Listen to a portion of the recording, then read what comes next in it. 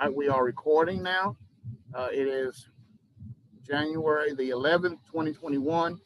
Cardiac A&P. The students are working on this poll. If you were not live, then you didn't get to see the poll as far as being able to manipulate the poll. It's not fourth grade. It's just trying to see where the students are with the information. I will scoot it so people that I'm recording, if you're at home, you can see these and you can pause it and answer the questions yourself. Okay. This is just a poll to see where the students are with the information. There's no right or wrong right now. It's not showing me who got it right or who got it wrong. But you can work on these and you can pause them if you're watching the video. It's just 10 of them. Okay. So you'll go ahead and do those 10, then pause me while you watch them and look at them and think what you think it is, and then keep on going with the video, and we will have gone over it as well. All right, so just got 9 out of 10. You almost finished, Brittany? Okay, we're getting ready to go over. 10 out of 10 has now been submitted. All right, so make sure you pause it if you are watching it from home for the first time so that you don't get the answers right off the bat and you don't know if you knew it or not, okay? This is for your benefit. All right, here we go. Shatara, you can cut your camera off if you want to, since you're in the classroom. All right, so let's go over this poll. Number 1, the cardiac muscle tissue is referred to the. Everybody answered. See this? I don't know if y'all can see my screen or not. Let me share it and see if you can see it now. All right. Make it bigger. All right. The cardiac muscle tissue is referred to as the myocardium. All 10, see, it was 10 people that did it. All 10 answered this question. So it was 100% of the class answered. All I see is. Huh? We can't see it. Oh, okay. Let me see.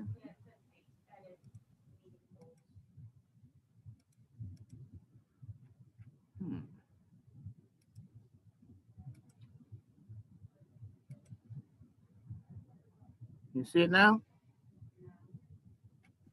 No.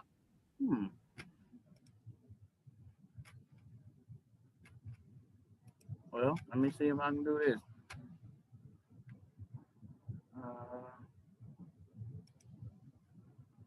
Might not let me do it.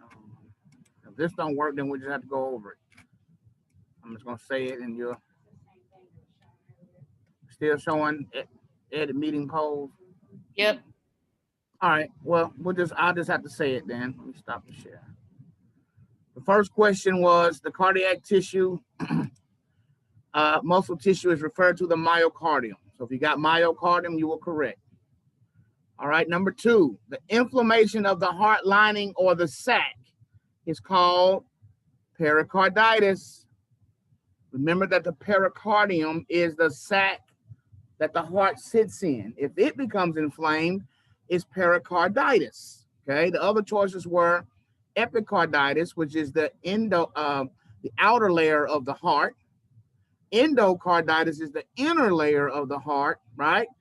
And pericarditis. Those are the 3 choices you got. And in pericarditis, you have to know that the pericardium is the sac that the heart sits in. Okay. So if that sac becomes inflamed, that's called pericarditis. So let's see. 60% of the people who are taking it got that one right. 60% of the class, a little bit more than half. Okay. Number 3, blood returns from the lungs during pulmonary circulation via the blood returns from the lungs. So when the blood goes to the lungs, it comes back from pulmonary veins. Pulmonary veins. 60% of the class got that one. The other choices were pulmonary artery, aorta, and vena cava. The answer is pulmonary veins. When the blood returns from the lungs to the heart, they come back via the pulmonary veins and dump into the left atrium. All right.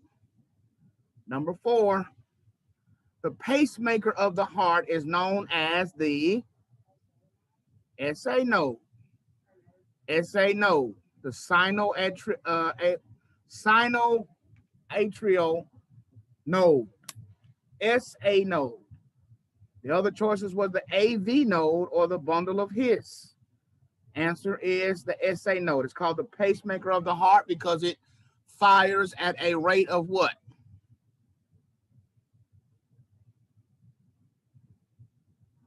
Anybody? The SA node? 60 beats per minute. 60 to 100. 60 to 100. It fires at a rate of 60 to 100, which is the normal heart rate. So that's why they call it the pacemaker of the heart. Okay. If the SA node does not fire or has issues, then the backup pacemaker is the AV node. And it beats about 40 to 60. Okay. About 40 to 60. So it's going to be more than likely be a bradycardic issue. Okay. All right. Number 5. The blank circulation involves movement of blood from the right ventricle to the lungs. Which circulation is that called? Pulmonary. Pulmonary. The choices were pulmonary or systemic. 70% of you got it right, 30% got it wrong. The other choice was systemic. Remember, systemic is when the blood goes from the aorta to the body, right? That's the left side. And the right side, which is the pulmonary side, involves the movement of the blood from the right ventricle into the lungs. Okay, right ventricle into the lungs. What structure takes the blood from the right ventricle into the lungs? What is that structure called? To the lungs. So what structure is in between the right ventricle and the lungs?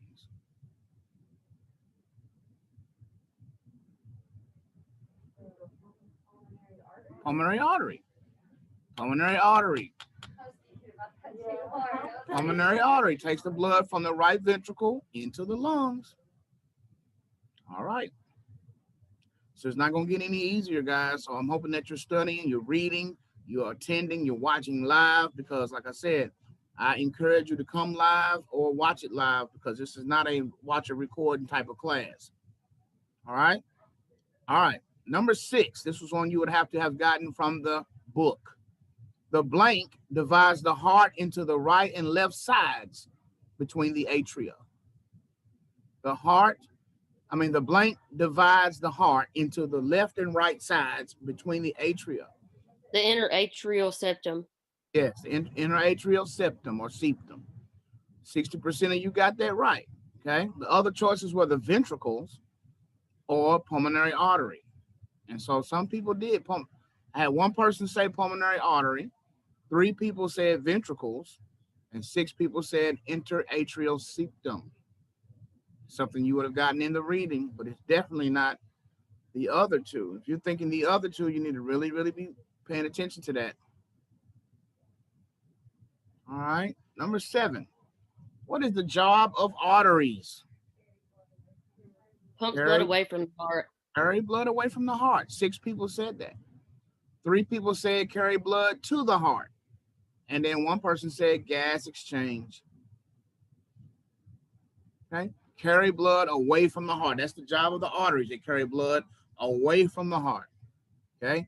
Veins carry blood to the heart. And arteries carry blood away from the heart. Okay.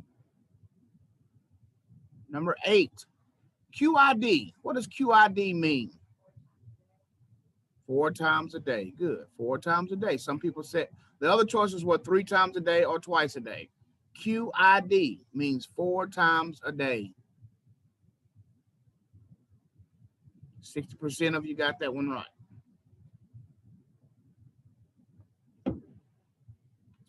All right. Number 9.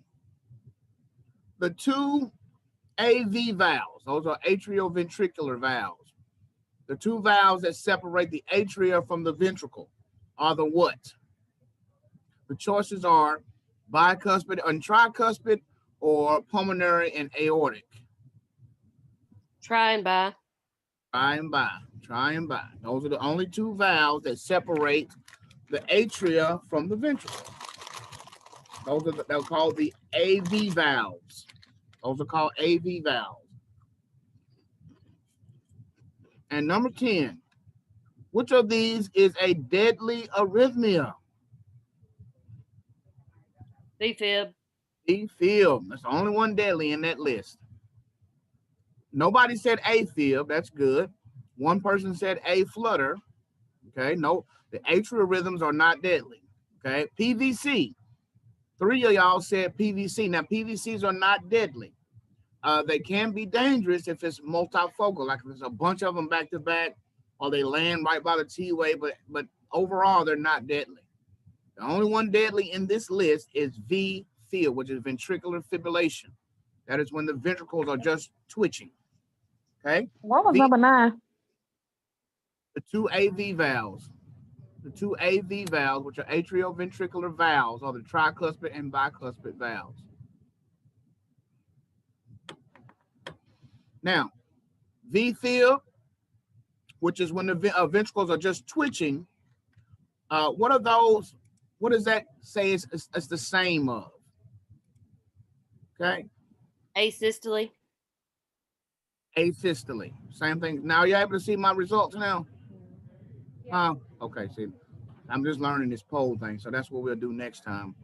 I can share the results, and then it will do that, okay? Yeah, so these were the results here. And this don't tell you the right answer, it just tells you what most people did, okay? Just because everybody did it don't mean it's right.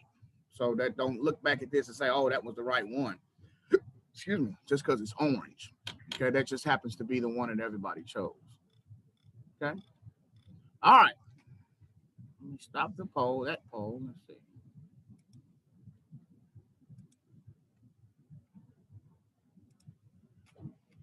All right.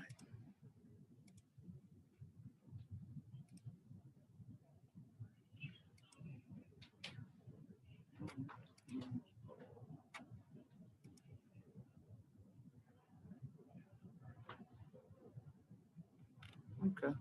All right. So we got a few little polls we can do as we go on. That'll help make sure we get where we're supposed to be. Anybody had any questions about, oh, I thought it was this, or I could have swore it was that. That way we can fix that situation. Okay. All right. Were there any questions on that poll? All right. Now, this is what I want you to do now. I want you to have just a scrap piece of paper, and you don't have to put it in the chat, but I'm going to put up some waveforms, and I want you guys to be able to tell me which one they are. So number 1 is going to have a waveform. You just write down on your paper, number 1 is this, number 2 is that. All right. And then as we get done, we'll go over them, and I'll call somebody and say, okay, what did you get for number 1? What do you think number 2 is? It's okay to get it wrong now. This is the time to get it wrong, so don't be shy about it. All right. All right, so I'm going to put those up. Once we get done with that, we're going to take our break. Let me share my screen. I'm going to make it bigger.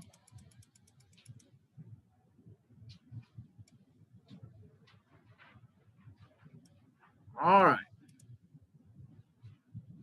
Interpretation quiz. Tell me what you think that. Just write it down, and I'm going to move on. I'm not going to stay on it forever. Look at it. I'll give you a minute or so to tell me what you think it is on that problem, and then I'm going to scoot on over to the next one. Okay? All right.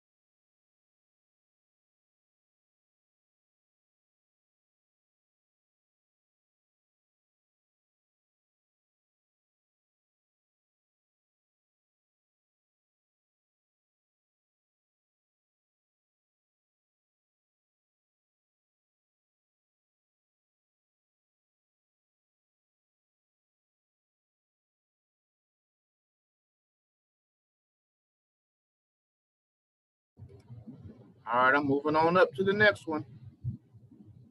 Number 2.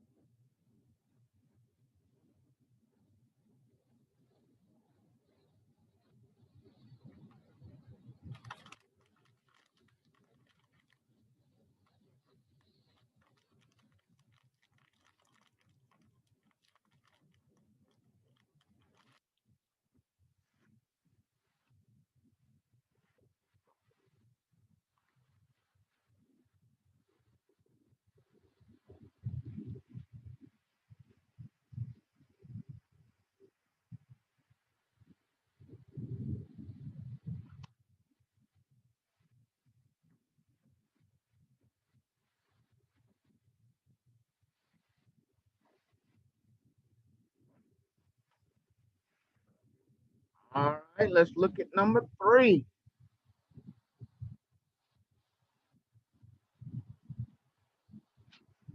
Number 3.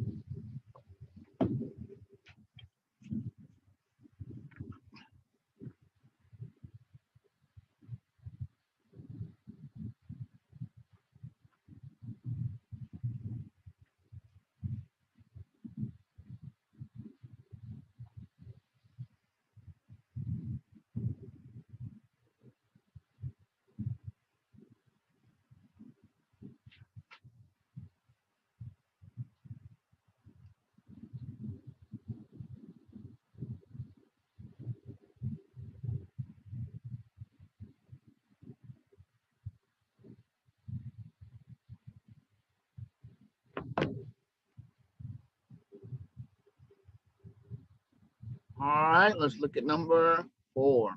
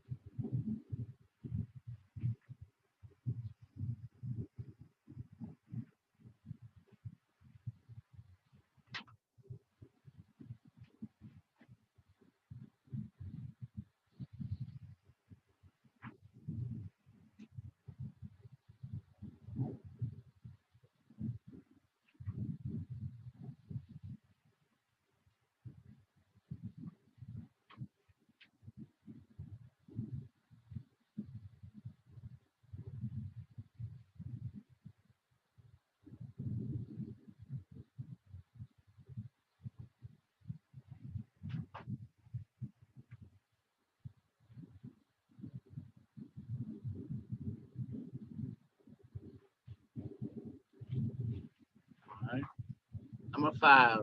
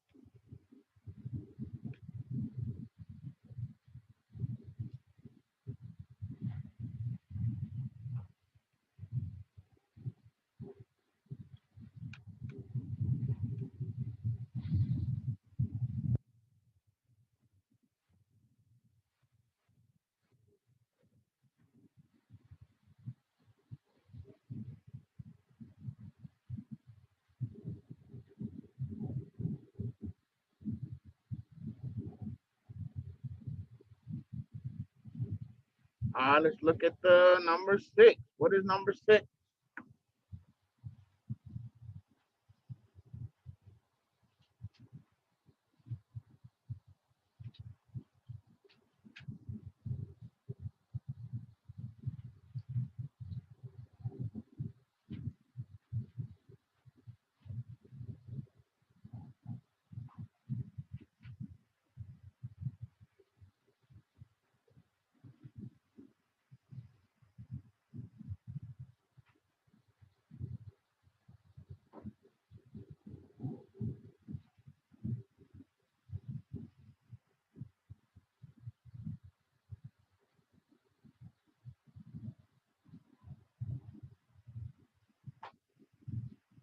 All right, that one should have been easy.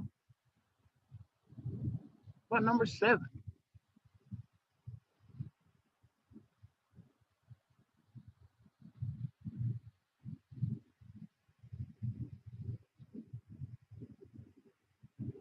And when you're working on these, I want you to make sure you can assume that all of these are 6-second strips.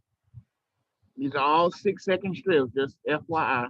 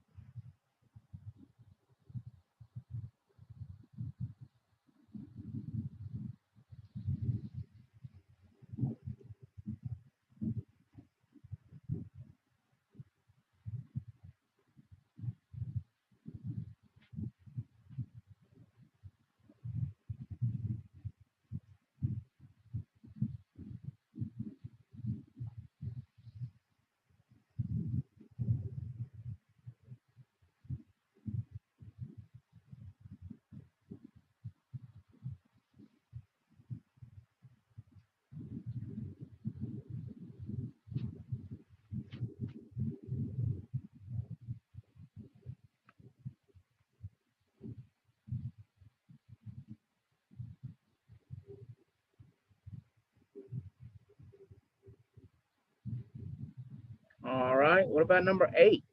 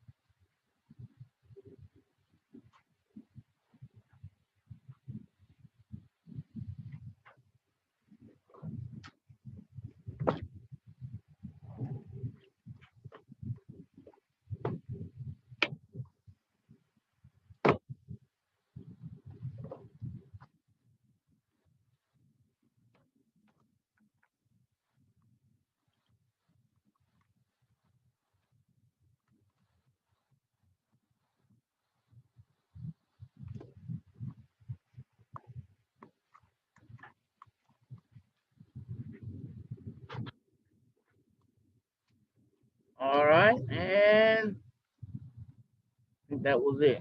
All right, so let's look at them all. Number 1, Talicia, what you get for number 1? Unmute your mic. I can't hear you. I'm not really sure. Okay. I'm not really sure. I'm not really confident in my answer. So can we do somebody else? Okay. Sydney, what you get for number 1? I'm not sure if it's right, but I put ventricular fibrillation. V-fib. V-fib. So number 1.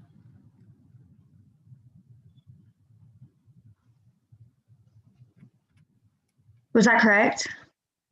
I'm pulling it up now. V-fib, number 1. Good. All right. Number 2. Number 2, let's see here. Lori, what you get for number 2?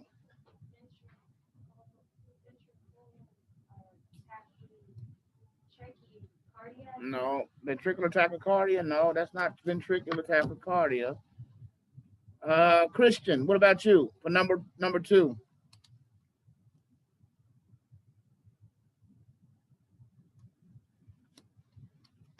I'm not sure, Mr. McCarthy. Okay.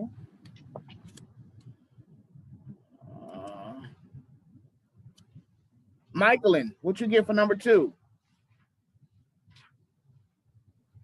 I got VTech. VTech for number 2? Yeah. Yeah, because you said that was wrong. This one right here. Oh, that one? Yeah, this is number 2. Okay.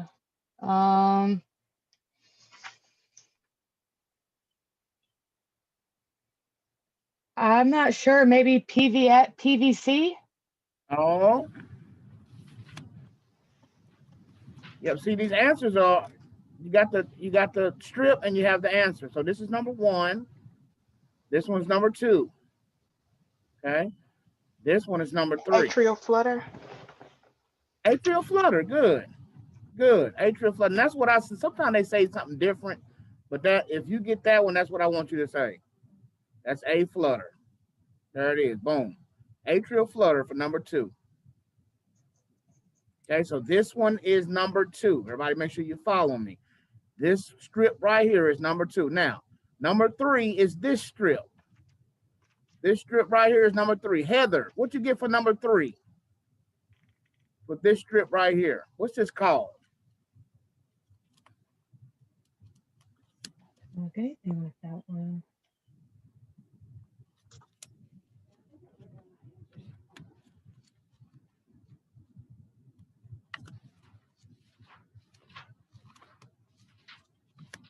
What'd you say, Heather? I didn't hear you.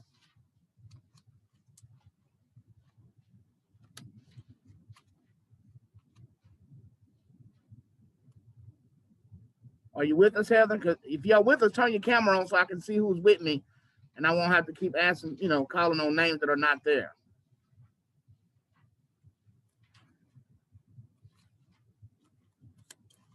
Can I try again?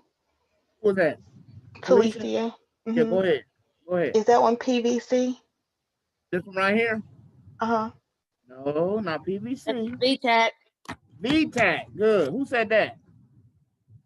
Kelsey. Okay, Kelsey. Okay. Yeah, this is VTAC, ventricular tachycardia. That's the one that's deadly. That's one of the deadly ones there. That's one of your deadly ones. All right. Let's see. Yasmin, are you with us?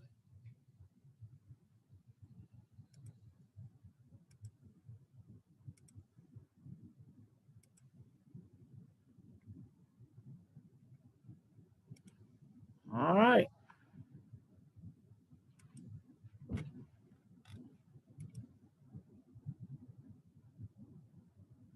Okay, Yasmin, I see your video. So what you get for number 4? This one right here, Yasmin. What is this? I'm not sure.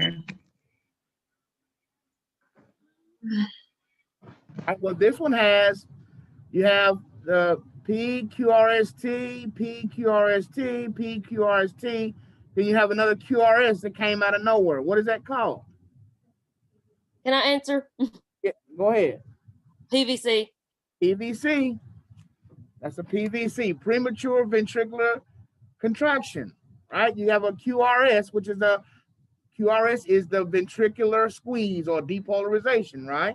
When it comes out of place, it's premature. It's premature ventricular contraction, which is a PVC, all right?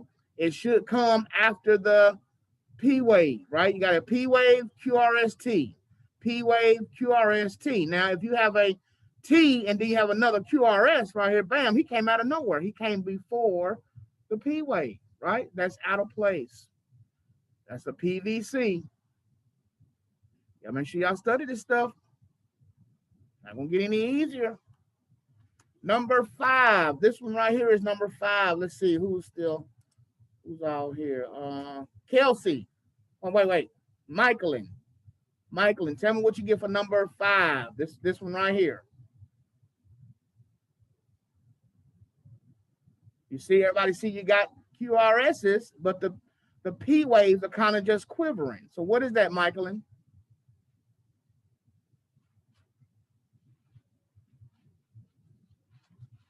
Sinus arrhythmia. Oh, when you have you have your QRSs here. Now it is an arrhythmia, but this is not what I'm looking for. It's you have your QRSs, guys, but the P wave, look at the P waves, they're just kind of quivering. Michaelin, so what if the P wave is just quivering, then what does that mean? Pre-waves. It means it's fibrillation. So Atrial fibrillation. fibrillation. AFib. That's AFib. The atria are just quivering, right? The atria, they're not really contracting, so they're just kind of quivering. So all these, you just sound like the P waves are just kind of quivering through there. But you have your contraction, you got your QRS there, but the P waves are just kind of twitching. That's called AFib. Atrial fibrillation, which is not deadly. All right. Number 6. Let's see. What's your last name? Grant. Shatara. What's number 6? This one right here.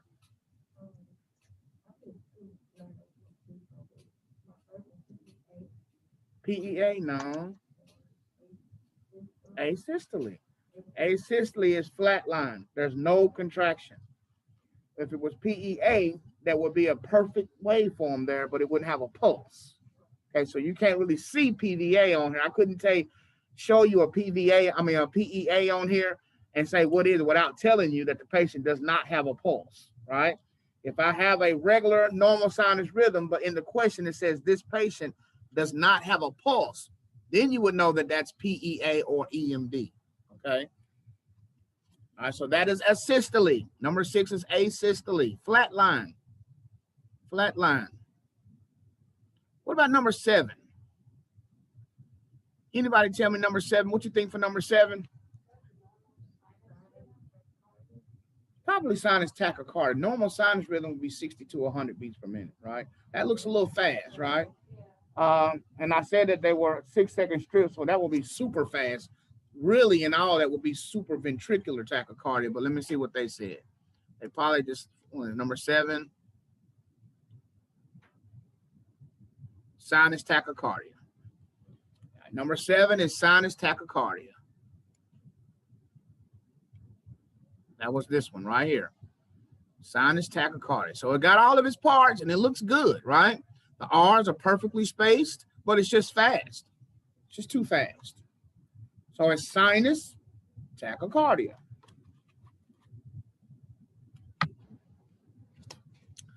All right, well, what about this one? Sydney, what you get for number 8? This one right here. I wasn't sure. I just looked at the graphs in the book and I thought it matched up to the first degree heart block, but I don't know if we even went over that. Yeah, we did, but don't worry about the heart block. None of these are blocks. Okay. So I'm not sure because that's what I put. So Can I answer? Yeah, go ahead. Sinus bradycardia. Sinus bradycardia. It's got all its parts. It's just super slow, right? 1, 2, 3, 4 R waves. So that means the heart rate is what? What is it though? If it's 4 40. 40. Remember, you count the R waves and multiply by 10 if it's a 6-second strip. All right, if it's a 6-second strip. Okay. If not, if you don't know that it's a 6-second strip, you have to count the large boxes. So in between these two right here, we have, let's see, 1, 2, 3, 4, 5, 6, 7. It's about 8. 8 large boxes in between these R-waves. So 300 divided by 8 is what?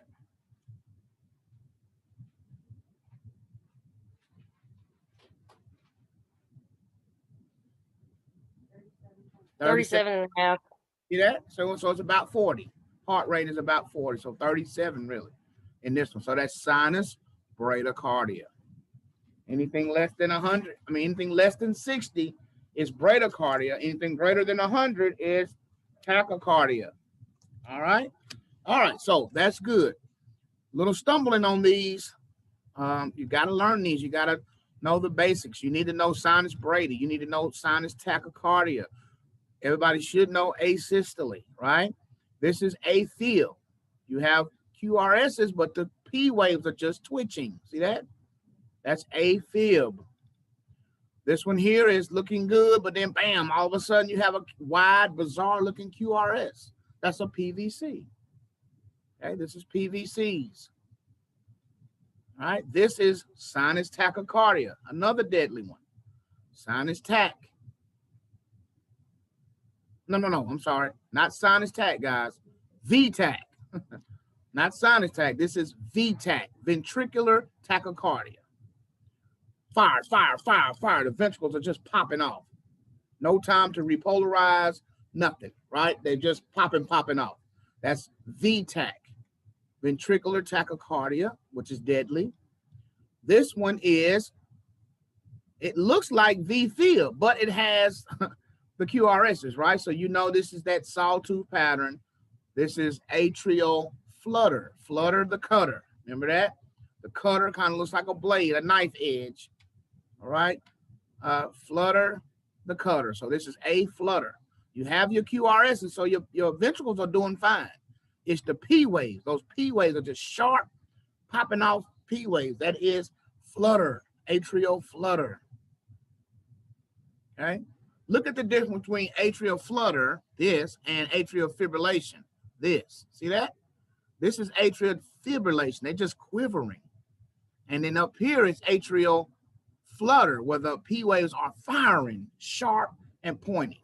Okay, that's the difference between the two. And of course, the first one, which is also deadly, this is ventricular fibrillation. The ventricles are just quivering, not really going a good QRS, it's just kind of quivering. This is VFib, and VFib you must defib.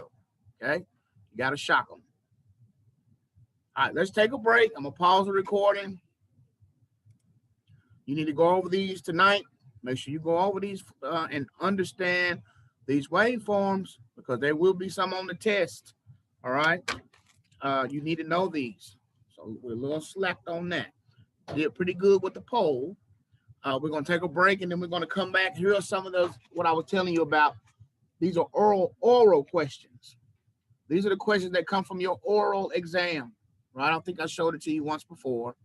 But every section, RT210A, B, C, D, everybody has a group of them, and they're all mixed up into just big stacks of them, okay? We got large stacks of them. You don't know which one it is. It's not color-coded at all. They're not size color-coded, nothing. They're all mixed around. The student will pick 20 of these cards face down. You'll pick 20, and the instructor will pick it up and read it to you, and you have to answer the question. So we come back from break, I'm going to ask some oral questions to everybody in here. All right. You won't have time to look up nothing. It just see what you got on top of your head. When you take the oral exam, you won't have any paper. You won't have any notes, nothing like that. Okay. You need to be fully dressed out, stethoscope and everything when we do the oral exam. So I'm going to cover RT210A and RT210B questions. All right. And that's what we're going to go over. I got about maybe 10 or 12 of it. I'm still going through my stack to pull out cardiac A&P and measurements and terminology. Okay, so I'm gonna stop the recording now, take a break for 15 minutes. So let's see. Come back at 25 after. Come back at 2:25, and we will start with this oral practice, getting some practice over the stuff we've learned, and we will end the day with the cardiovascular diseases. Okay? All right. All right, guys, break is over. We're gonna go and get started. I need you guys to put your cameras on so I can see who's here. I've got my oral exam cards right here, and I'm gonna shuffle them up, and I'm just gonna go down the list of people that's on the Zoom and ask questions.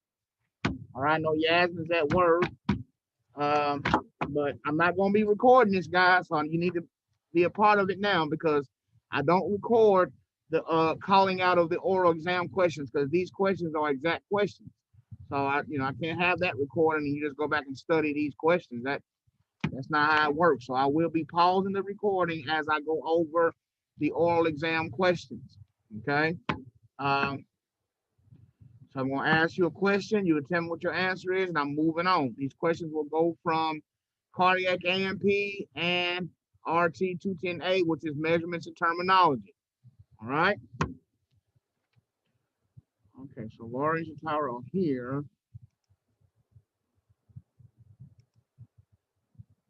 If you're not able to answer any questions, then I need to put you in the waiting room because I'll be going, I don't know who's here and who's not, and then I have to say, oh yeah, she's not able to answer. Then that's taking too much time. I got a lot of questions and I can't be asking questions to students who are not even able to answer. I know you might be listening, but if you can't answer, you can't participate.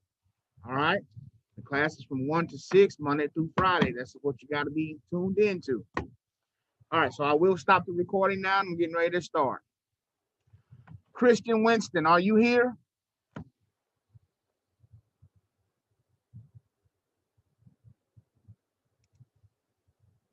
You can go ahead, Mr. McCarthy. I'm listening. Are you able to answer questions when I call you? Yes, you can go ahead. Okay, all right.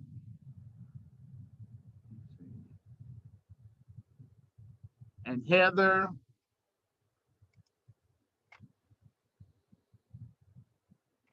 Okay. All right, so I'm gonna go with people that I see. All right, well, Heather, you can apply to come back in when you get back.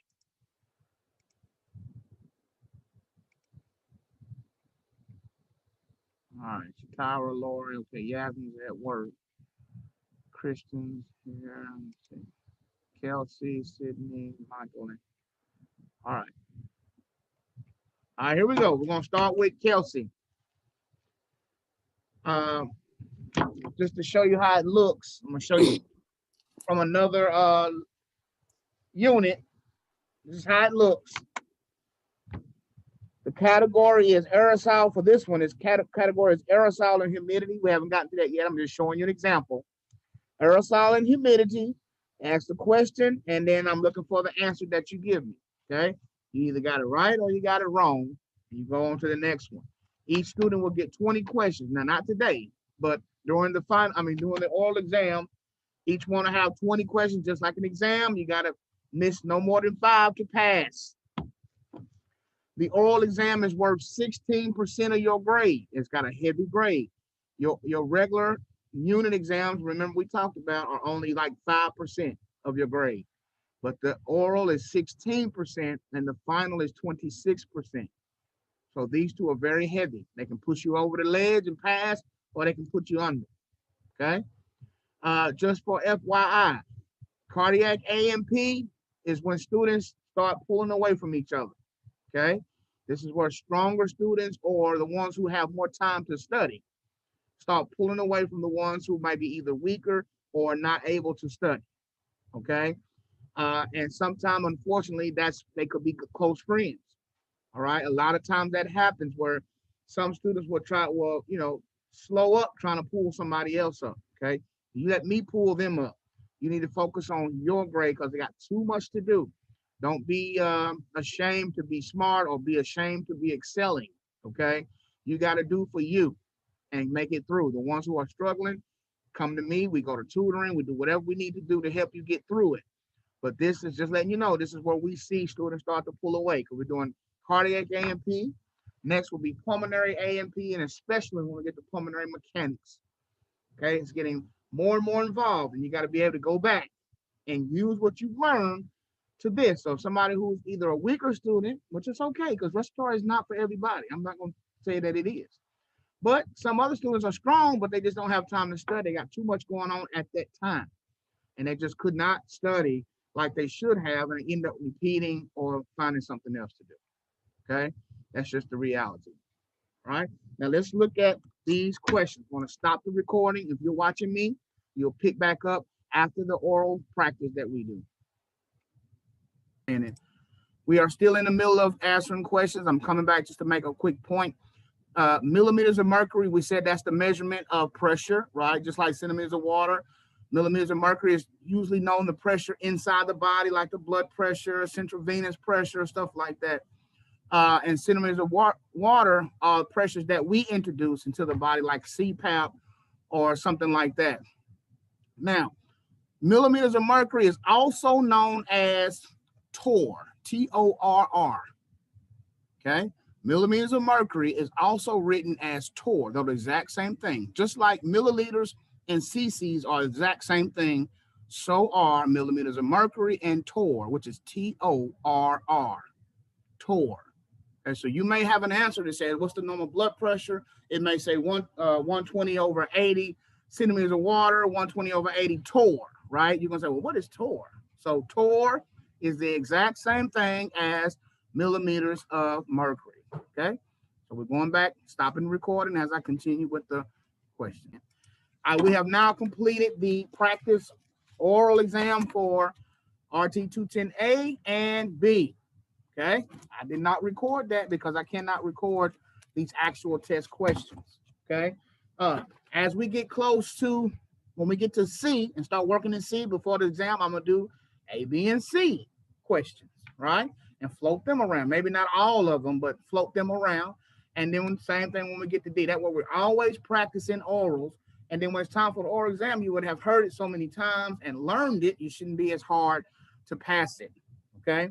We're going to now take a break. It is 3:17. Let's just say it's 3:20. Come back at 3:30. 10-minute break. Come back at 3:30. We're going to finish up with the cardiac diseases. Okay. Cardiac diseases, and that should complete unless anybody has any questions. We've covered everything. After the cardiac diseases, we would have covered everything. We would do that. I think I have another classroom quiz. It shouldn't take no more than about 15, 20 minutes. And then I'll probably stop for the day. Okay? Yeah, you can go get your shot on this break. If you haven't gotten your shot, you can get your shot. I got it, okay. Right at the table right there. Today was open for my, what was it? Omega students. And if you were Alpha, you wanted to come, you could have come because not that many people are coming. Tomorrow is everybody. Tomorrow is the lab and exam. So make sure you have gone over your laboratory reading or whatever, those questions in the lab book, so you'll know what to expect. We have blood pressure, pulse rate. We're going to be testing each other's pulse, getting blood pressure, and EKG, putting the stickers on the mannequin, right? You got to know. I'm listening for V1 is fourth intercostal space to the left of the sternum. V2 is fourth intercostal space to the right of the sternum. Then we skip to 4. V4 is fifth intercostal space mid-axillary, right? And then V6 is sixth intercostal space. V4 is fifth intercostal space mid-clavicular, the clavicle, right? I need to hear that. And then you're going to say V6 is sixth intercostal space mid-axillary, which is down the middle of the armpit, mid-axillary. V3 goes in between V2 and 4, and V5 goes in between 4 and 6 and makes that curve, okay? That's what I'm looking for, to be able to tell me and to put it on the mannequin. Intercostal is in between the ribs, right? In between the ribs.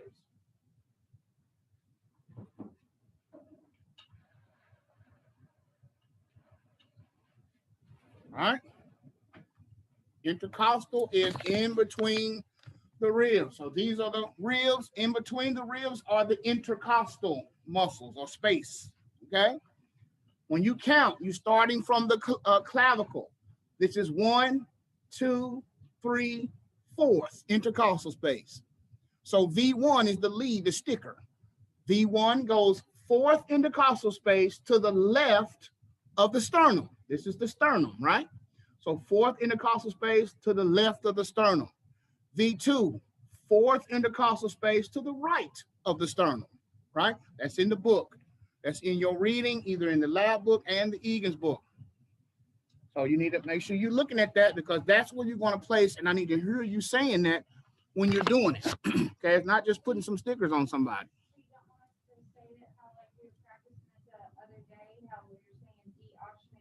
No, we're not. This EKG. We're doing EKG. Yeah, we're just doing EKG, not the blood flow through the heart. We're doing EKG. That's part of the lab. You're going to have a mannequin. You're going to have some leads, and you're going to have lead wires, an EKG machine. You're going to put those stickers on where they go, and then you're going to put the lead wires clip on to the actual leads. Now, the wires are labeled V1, V2, V3, and you can't mess that up. All right. The trick is knowing where to put the leads, those little sticky leads. And sometimes you have to feel. When you feel on your patient, you feel his clavicle, then that space there is 1, 2, and you just kind of guess 3 and 4. About right there, a little bit above the nipple line is the 4th intercostal space. All right, so you'll V1 4th intercostal space to the left of the sternum. V2 is 4th intercostal space to the right of the sternum. And then we do V4. V4 is the 5th intercostal space. It goes down a little bit, mid-clavicular, in the middle of the clavicle. So if that's the clavicle, you go to the middle of the clavicle and go down to the 5th intercostal space. And then V3 goes in between 2 and 4, just kind of fits right there in the middle. Now, of course, I will go over it once in the lab, and then you're going to do it. Okay, we got a lot to do tomorrow because you got shots. People that come in the group, be on time, because we're going to knock out the test. And when you get done with your test, you can go get the shot. All right. And after everybody gets the shot, we'll go over and do the lab. Okay. Test shouldn't take no more than 30 minutes for you to start. So you need to be on time so we can knock the test out. Everybody can be done and we can go on. I'm only going to hold the test open for an hour. 1 to 2, that's it on the test. Okay. So if you're late, you're going to, wherever you end up, that's what you got. Okay. Make sure you are here and on time. So I'm going to take this break. Like we're on break now. I'm just kind of talking. But we're going to start back at 3:30 talking about the cardiovascular diseases. And that should do it. Okay. That should pretty much do it. All right. Let me pause the recording. All right, guys, we're back. And we are about to show you some of the EKG. I'm going to go over some of these EKG plays right quick so you can kind of see it. To also help you prepare for tomorrow. Now, since this is, I am going to record this video, but I can only record it through the overhead. If I put it in my video and try to record it, it's going to flag me for infringement, okay? And it's going to cut my whole video for today off. So what I'm going to do is just let you hear it and see it from the background, and then YouTube won't be able to catch that, all right? So I'm going to show you on the mannequin, show you quickly, and let him kind of explain some of those spaces and why we do that. Not the whole video, just a few minutes of it. And then we're going to put some stickers on him, knock out a few of those cardiovascular diseases, and we'll be done, okay? Because like I say, it's 1 to 6, and a lot of times you're going to get out before 6, but cardiac anatomy, some of the ones that are like pharmacology, those are ones I go hard. It's just a lot of information. All right, if you miss Friday and miss today, just imagine how far you will be behind, okay? Almost too hard to catch up. All right, for those who are at work and trying to listen, I appreciate it. Like I said, I don't trip out. You know, I understand people have life. I had a wife and 4 kids when I was in school, okay? And I got 8 kids now. So I know how it was because I had to do the bulk of the work, come home, get stuff together. It was a lot of stuff, a lot of issues, right? I had a lot of issues. I had to get school clothes ready, all that stuff. Some of the stuff she didn't do, and just we had issues, so I'm not with her anymore. But that was years ago, okay? Now I have a wife who helps and is doing her part. I'm doing my part like we're supposed to, and I hope you have that. But everybody doesn't, Okay. But I know how the single part was at first. So there's no excuses to this. All right. This is your education. You got to make it work. Anybody seen the movie Friday? When she said, go get me some cigarettes and gave him $1. He said, this ain't gonna work. What she say? Make it work. Make it enough. Okay. So you got to make it enough. All right. You got to secure your bag. You can't worry about nobody else. All right. So let's look at it. This is the mannequin, Mr. Johnson. Show you a little bit of what I can. Right. This is his left. This is his right. Okay. Let's not forget that. You're always looking at the patient's left and the patient's right. Not your left and right. I'm gonna put this on here. This is his left.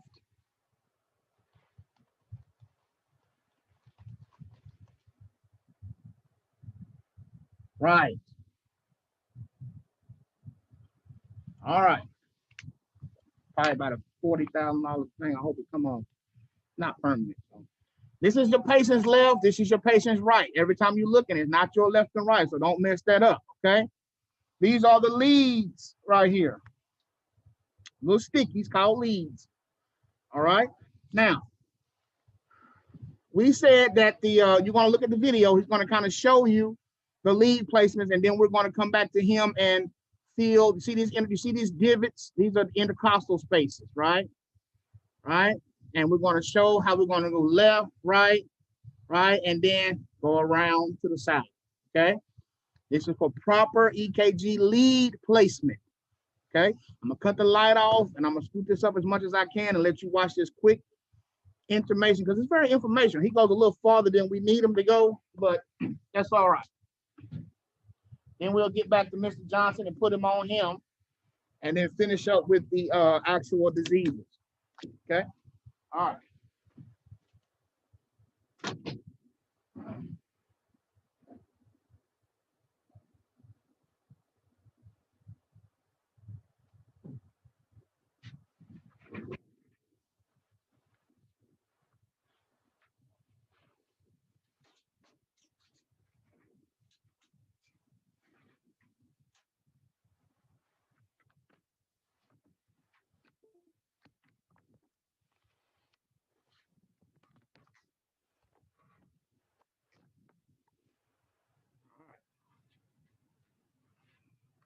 Share my screen.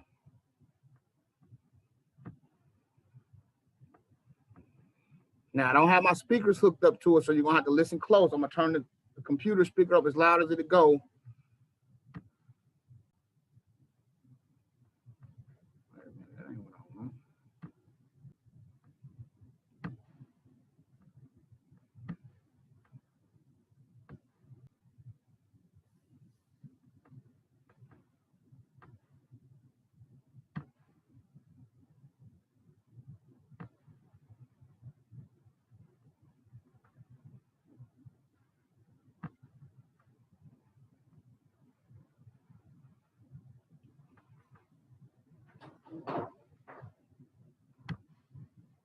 All right. Why is my screen not sharing? Share this screen. What do y'all see on the screen right now? My desktop? Yeah, what? Why come it's not showing the screen?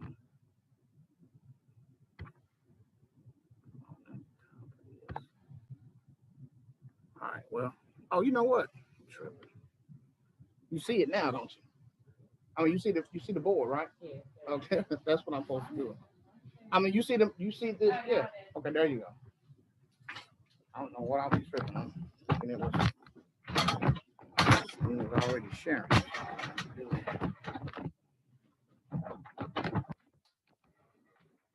right, here we go. Don't play.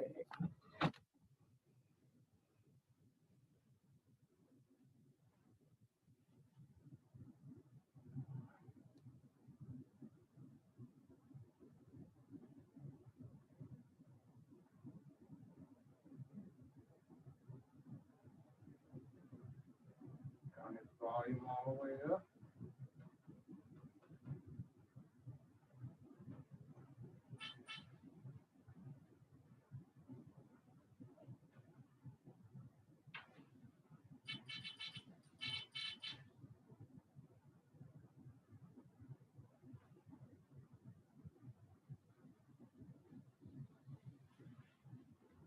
All right, here we go.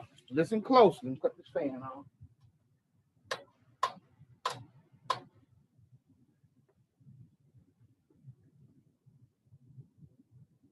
Stickers or electrodes that we're placing on our patients when we do a 12-lead ECG. In my previous video, I talked about the 4-lead leads. They should always be placed on the extremities. For a 12-lead ECG without supervision monitoring, that's just the 3-lead ECG. It can sometimes be appropriate to just put the leads directly on the patient's torso and these patients the skin here. And we want to avoid putting our electrodes on any bony tissues. We also want to avoid larger muscle groups. And the ideal location is left arm, and then we want to do the same kind of thing mid-clavicular line, just below the costal margin for our right lower and contralateral that we have left lower. If I remove the skin here, you can see that's just below the costal cartilage there. As for the chest leads, we have V1, we have V2, V3, V4, V5, and V6. Unfortunately, now look, just quick information. This one right here says right leg, left leg. That's what he's talking about. Right leg and left leg. This is only because sometimes paramedics don't have, he's talking to paramedics, and they don't have the time to take your pants all the way off and all that to put it on your wrists and your ankles. The left leg and the right leg lead should be on your ankles, left and right ankle. And on the left arm and right arm should be at your wrist. Left wrist, right wrist, and then on your ankles, left ankle, right ankle for your extremity lead. That's called your extremities, right? Okay. You'll have 1, 2, 3, 4, 5, 6, 7, 8, 9, 10. It's 12 lead EKG, but it's only 10 actual leads on you. Okay. But the left arm and right arm, you guys will put on right here and right here because our mannequins don't have legs or arms.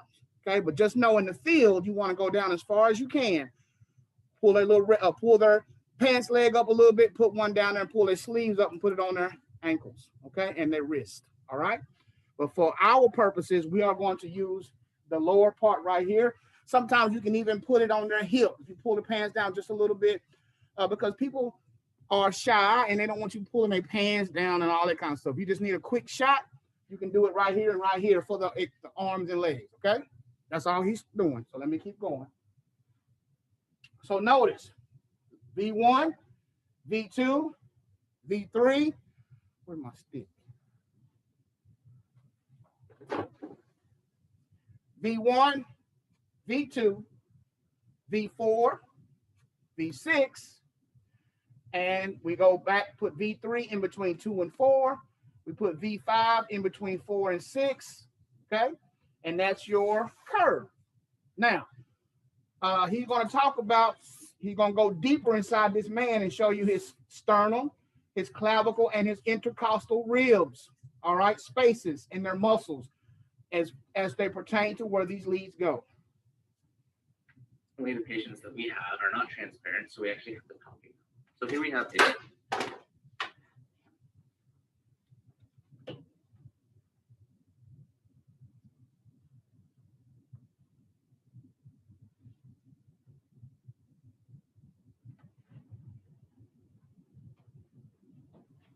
Is he talking? Because I can't hear him. Let me make sure I didn't lose my Yeah, the video just moving with no sound. yeah, I know. Hold on 1 second.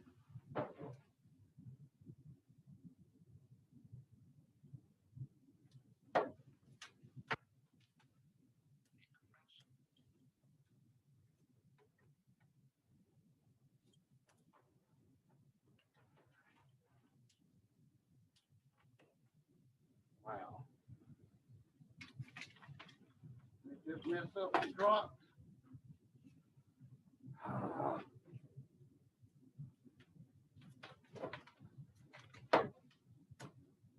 Landmark is just lateral. You have the second rib.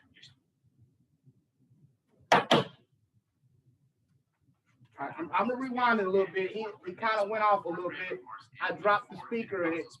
This little line right here, the upper part of the sternum is of course the manubrium, and the body of the sternum is below that. So this angle right between the two of them, this line right here, it's called the angle of Louis. You're gonna learn that later. The angle of Louis, but it's actually a French name, so it's the angle of Louis. It's a little bump. We can palpate this on our patients, so it's easy to palpate the notch right up here, and that is of course the suprasternal notch or intraclavicular notch. We can actually visualize this notch. You want to move a few inches down to the point where Don't worry about all that. and this is the angle right in this location here. The reason this is such a valuable landmark is because just lateral you have the second rib, your starting point, and then below that you have your second intercostal space, and then you have your third rib, third intercostal space, and your fourth rib, and just below the fourth rib.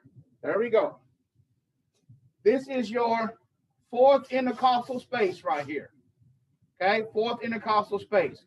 So this is the left. So V1 is fourth intercostal space to the right of the, V1, okay? Fourth intercostal space to the right of the sternum, okay? V2 is fourth intercostal space to the left of the sternum, okay? I might have said that backwards earlier, but it's going to go across the body like this. The electrical current goes across the body, right? It's going to start on the patient's right and go from right to left, okay? It's going to start from his right and go from right to left from that curve right there, all right? So V1, fourth intercostal space to the right of the sternum. V2, fourth intercostal space to the left of the sternum, all right? Some of the other stuff he's saying, you don't have to worry about it. It's way more detailed than we need to. Also start off by locating the clavicles because that's a really easy landmark. The clavicles lie just superior to the first rib. You can always move bases. The next lead we apply is actually V4. The reason why we don't apply V3 is because V3 doesn't have a specific landmark. Okay, so we did 1 and 2. V1, fourth intercostal space to the right of the sternum. V2, fourth intercostal space to the left of the sternum. Now he's getting ready to talk about V4. This will be number 4 here. We don't say V3 right off because V3 does not have a space. You just put it in between. See how it is in between these two? That's all you got to do is stick it nicely in between. All right, so let's talk about V4. V3 is always placed exactly halfway between V2 and V4. So naturally, we need to place V2 and V4 before we place V3. Okay, so V4 is going to go in the mid-clavicular line. Mid-clavicular. So what's the mid-clavicular line? Well, here's the clavicle about halfway through that. Looking at my patient's skin, if I draw the mid-clavicular line right in the middle of the clavicle, it's going to go right down here where I placed V4 in the fifth intercostal space. Then you can go ahead, you don't actually need to palpate the location of V3 because, like I said, it goes halfway between V2 and V4. The other two leads, V5 and V6, they are not. They are placed at the exact same horizontal level as V4 was. So in this case, that actually ends up putting V5 on the 6th rib and V6 just below the 7th rib. All right. So since we're having a little technical issues with this, I'm going to go ahead with the mannequin. That's all I needed you to see, though, basically, guys, is the V1, V2, and how we do V4 is fifth intercostal space, mid-clavicular. Then V6 is sixth intercostal space, mid-axillary. Okay, mid-axillary. And then you just put 3 and 5 in between where they go. Okay. Of course, your left arm will go up here. Christian's trying to get in. Left arm will be up here somewhere. If they have arms, you put it on their wrist. Right arm up on the shoulder, unless he has arms, you put it on his wrist. And then left leg and right leg. I mean, it's real simple, guys. Okay. But you got to be able to tell me that when we're doing it. Okay, when you're doing the mannequin, you're going to have to be able to tell me that. So let's look at the mannequin. Yeah, I'm about to do it now with the mannequin. All right. I hope I didn't mess up the speaker. They're going to have to buy me some more. All right, yeah, since 2001.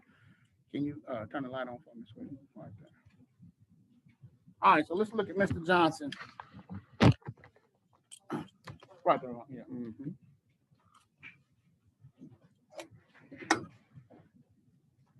All right.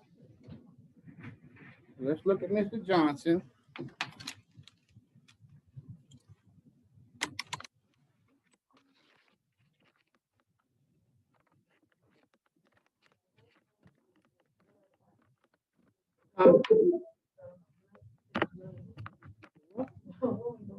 This is EKG lead placement. Where you place these little stickers. These are called leads. These are the leads. They look like this. They could be round, just depending on what brand you have. Okay. But these are called leads. All right. So we said V1, and I'm not going to say, I might have said it backwards earlier, but listen to me now. V1 is fourth intercostal space to the right of the sternum. So fourth intercostal space, you can't really feel it on him, but his clavicle's up here. So 1, 2, 3, 4. See how I can push in right there and push in right there? Those will be intercostal spaces. So about, about right here, just a little bit above the nipple line. See, this is the nipple line here. You want to go just above it, just a little bit, right? So about right in here. So this will be the first one.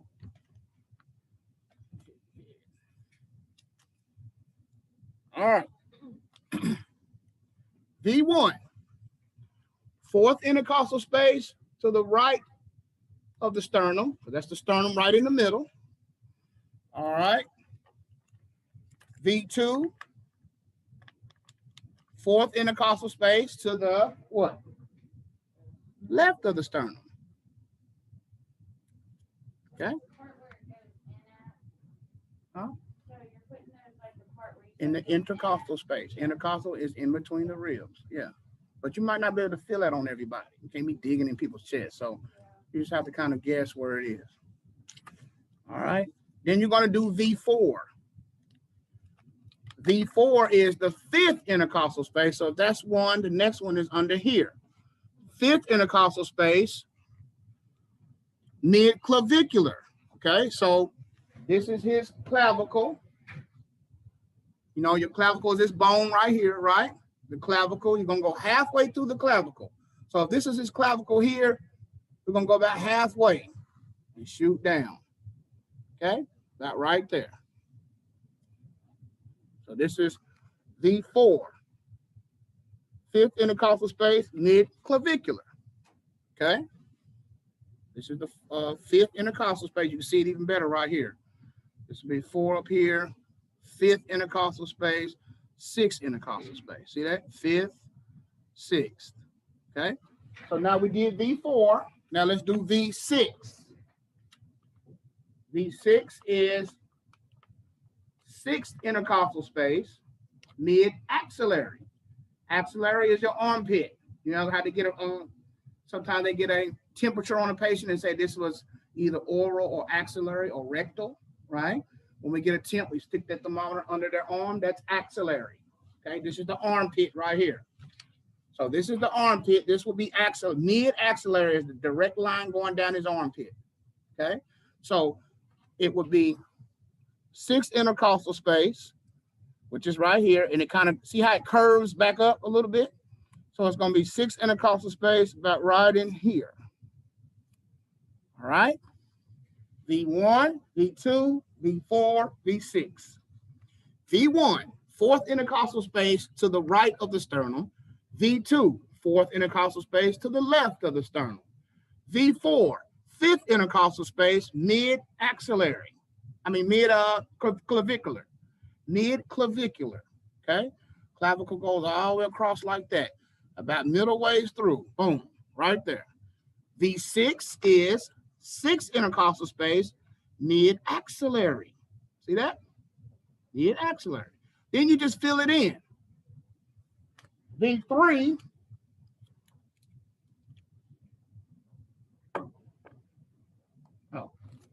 V3 is in between 2 and 4. So if this is 2 and this is 4, then V3 goes in between. No specific way, just right nicely in between 2 and 4. And then V5 goes in between 4 and 6. About right there. See how it does that? V1, fourth intercostal space to the right of the sternum. V2, fourth intercostal space to the left of the sternum. V4, fifth intercostal space mid-clavicular. V6, sixth intercostal space mid-axillary. V3 goes in between 2 and 4, which is right here. And V5 goes in between V4 and V6, right there. Makes a nice little curve, okay? Now, we're not done. We still got the limb leads, the limbs, right? Arms and legs. If you have a patient whose arms and legs are exposed, you want to put it on their wrist, okay? Either the front or the back, don't matter, but you want to have it like on their wrist. But for our purposes, you're going to do this. This will be his left lead, left arm, right? Left arm. And over here, of course, is the what? Right arm. All right. And then you have, I want to say about down here, left leg, and right here will be what? Right leg. That is proper placement of a 12 lead EKG. Don't matter where, you know, you can go down a little further, it doesn't matter, just depending on how comfortable you are, the patient. For men, when you are using it on a female, avoid the breast tissue, okay? If you have breast hanging here, you kind of just, all I would do is use my underside, top side of my arm, my hand, and lift the breast and stick it on there. I wouldn't stick it on the breast, you stick it under the breast, okay? Question.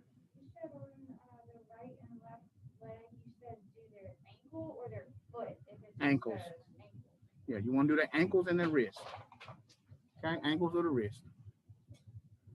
But for your purpose in the lab, you want to use the shoulders and the hips. Okay. And it's going, you know, I'm looking at it backwards, so it's, you know, not perfect, but that's, you know, make it good as you can. This is a placement of a 12 lead EKG.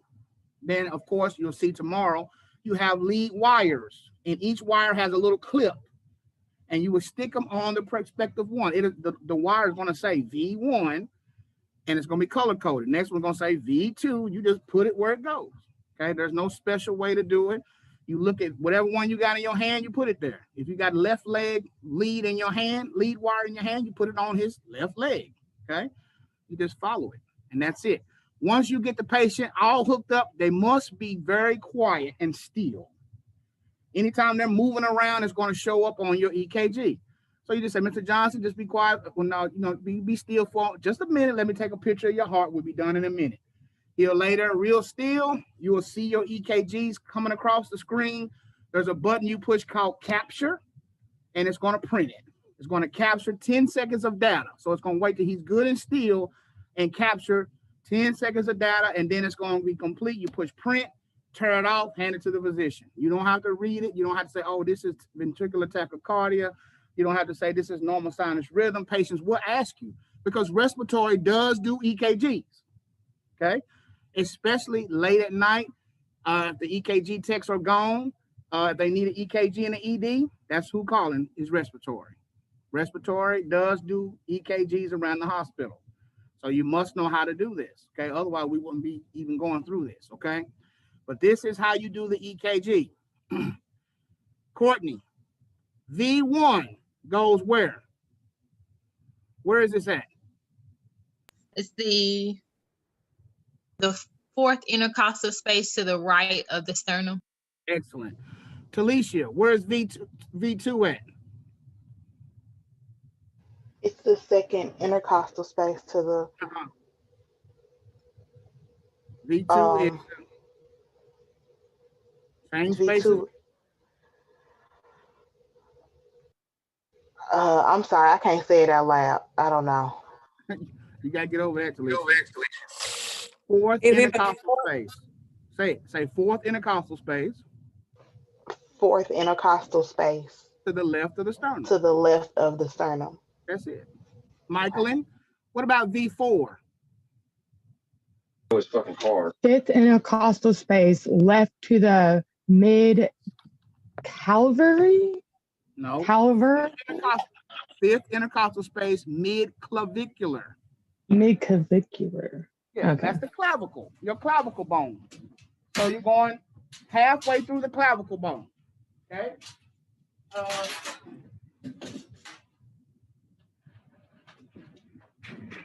This is my clavicle.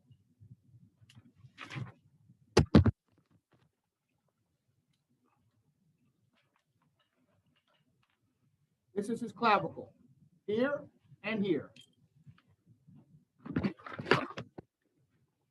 This is Mr. Johnson's clavicle. This is his left clavicle and his right clavicle. And so for V4, yeah, V4, it is 1, 2, 3, 4, 5, fifth intercostal space, mid-clavicular. So you find the middle of the clavicle, about right in here, and then go 1, 2, 3, so 1, 2, 3, 4, 5. So about right in here. See where this is already at? Somebody already got one there. See that? Fifth intercostal space, 1, 2, 3, 4. Fifth intercostal space, mid-clavicular. That's the middle of the clavicle. Okay? That's V4. And then, let's see here. Yeah, Kelsey, what about V6? Fifth intercostal space. Say it again, I didn't hear you. Fifth intercostal Not space. fifth, Mid axillary. not fifth, but sixth. Sixth. Sixth intercostal space, mid-clavicular. Axillary. I mean, shit. Mid-axillary, I get them mixed up all the time. Mid-clavicular, this is the clavicle up here. Axillary is the underarm. So V6 is sixth intercostal space, mid-axillary. All right? Mid-axillary. Now, Shatara, what does V3 go? Good. V3 goes in between 2 and 4. Just put it in between. And Brittany, where does V5 go? In between 4 and 6, right? Then you have, of course, his left arm, right arm, and then his left leg and right leg. That's it. So look at this video tonight so you're prepared for it. You'll be able to tell me it. So everybody's going to have the mannequin and put the stickers on. I'm going to give you a blank set and say, okay, go. You're going to say V1, boom, V2 goes here, V4, V6, V3, and V5. Okay? Left, right, arms, and legs. And you're done. Hook them up with the lot. You don't have to print it off and all. They're going to hook up the wires, and that's it. That's all I expect. That's one part of the lab tomorrow. Yes. No, the only part of the lab is this, blood pressure and pulse.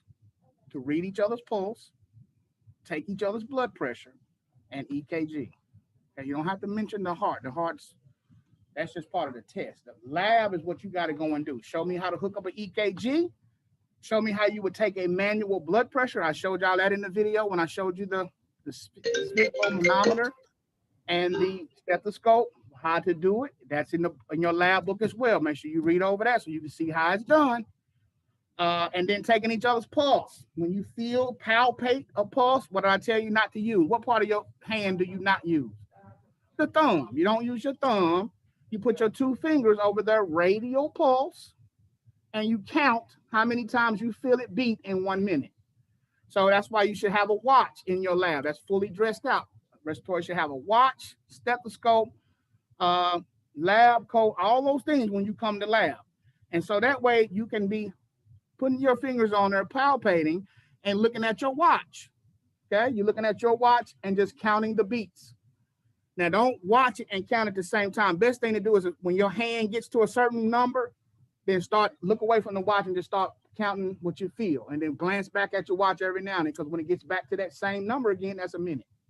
Okay, however many times you felt it. If you felt Mr. Johnson's heart, his pulse 80 times in that 1 minute, then his heart rate is 80. If you felt it 60 times in that 1 minute, his heart rate is 60. If you felt it Are we 120 gonna, times, it's 120. Okay? Somebody had a question? Mr. McCarthy? Yes, Yeah, ma'am. are we going to have an oral test tomorrow also? No. Oral is at the end of the program. End of the Okay, just making end sure. of RT210. That's just, I'm doing that for your practice to get you ready for the oral at the end. Okay, I was just making Count it sure. for 30 seconds and then times it by 2. That's one way you can do it, but MBRC wants you to count it for a whole minute. You can do how you want to when you get out in the field, but for the lab, you must count it for the whole minute. Okay? Yeah, there's a lot of little quick tricks and ways to do it, but that's you can even do it for 15 seconds and do it 5 by 4. But you know, MBRC hospital is the hospital that you guys work at until you graduate. Okay, and they want it by the book. The full minute. You just counted for the full minute. Now you're going to also do the patient's respiratory rate. It's the same thing. You just counting the in and out. That's 1. That's 2. 3, right? You don't tell your patient, I'm counting your breaths, because then they're going to start breathing and all kind of stuff, right? You're just doing it while you're doing other things. You have to learn how to you can be doing the pulse and respiratory rate if you want to, right? Once you get used to it. But yeah, you just count in and out, that's 1 breath. In and out, that's 2 breaths. However many you saw in a minute, that's their respiratory rate. Who can tell me the normal respiratory rate? I don't think we said it yet, but you need to know what it is. Normal respiratory rate is 12 to 20. 12 to 20 breaths per minute is the normal respiratory rate. Make sure you write that down. Normal respiratory rate is 12 to 20 breaths per minute.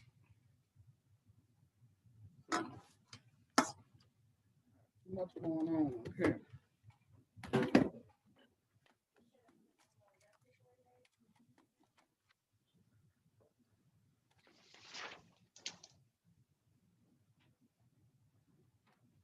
Normal respiratory rate, 12 to 20 beats per minute. I'm going to have to get me some more speakers. I believe it's all done. All right, so let's go ahead and knock out the last little part. Somebody say something on here so I can see if I can hear you. I have a question. Are you talking? Yeah. Somebody talk so I can hear you. I'm talking. Can you hear? Okay, talk again. I don't think you can hear. Question. Yeah. Okay. So the speaker is not working. My computer speaker is working, but this speaker, when it dropped, it stopped working. So I'll get another one. No big deal. All right. So get your notes out so we can finish our notes and get that out the way.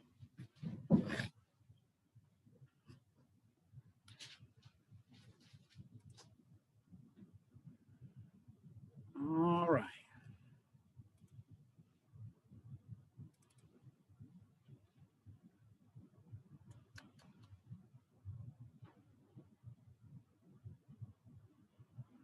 Cardiac AMP.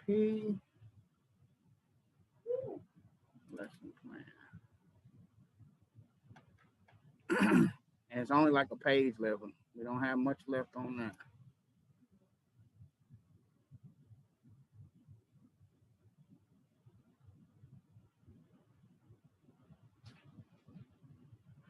All right, here we go. Let me share my screen.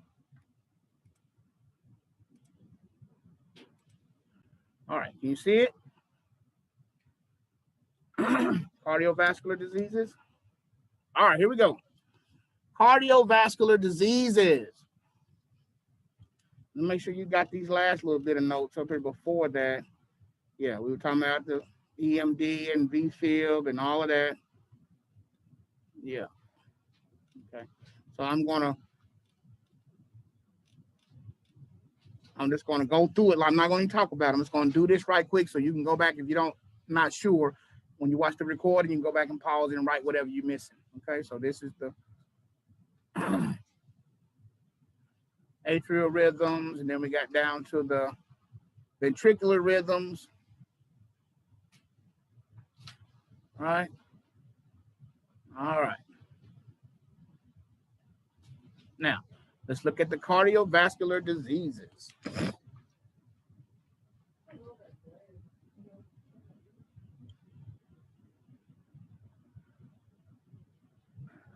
Yasmin, what notes are you talking about? These notes here, or are you talking about the beginning of the program?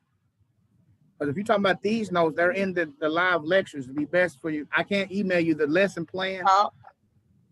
Yeah, I was talking about these notes. I didn't know if they were taking these as notes or not. Oh, yeah, we've been taking notes. It's part of your note-taking guide. Your note-taking guide that you have follows along with this right here that I'm taking, or the PowerPoint. But this actual lesson plan, I can't email it to you. That's copywritten. Even though you're looking at it and it's recording, I can't do that. You have to go back and watch the lecture. They have been recorded, so you can watch the lecture and pick up any notes that you missed at the beginning of this lesson, okay? Okay. All right, cardiovascular diseases. Hypertension, high blood pressure. That's all it is. High pressure in the cardiovascular system is caused by a driving pressure of the heart. If the heart is pressing too hard. Resistance of the vascular system. When there's clotted arteries or anything like that, you build up resistance that causes a higher pressure. What happens if you have a water hose and you put your thumb over it? It comes out faster because the resistance is building up great pressure, and resistance is now inside of the vessel, right? Inside of that water hose, the pressure has jumped up. And that's what same things happening in your arteries. When your arteries have been blocked a little bit, then it's like putting your finger over it, right? You start to squirt out harder. What was that? Star, what you doing? I didn't know y'all could even do all that. All right, erase that. All right. Normal blood pressure, 120/80.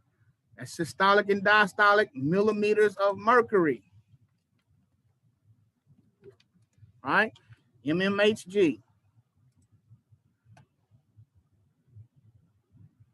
The next one is myocardial infarction, also known as an MI or a heart attack. Will they let you erase that, Tom? Because it's still on.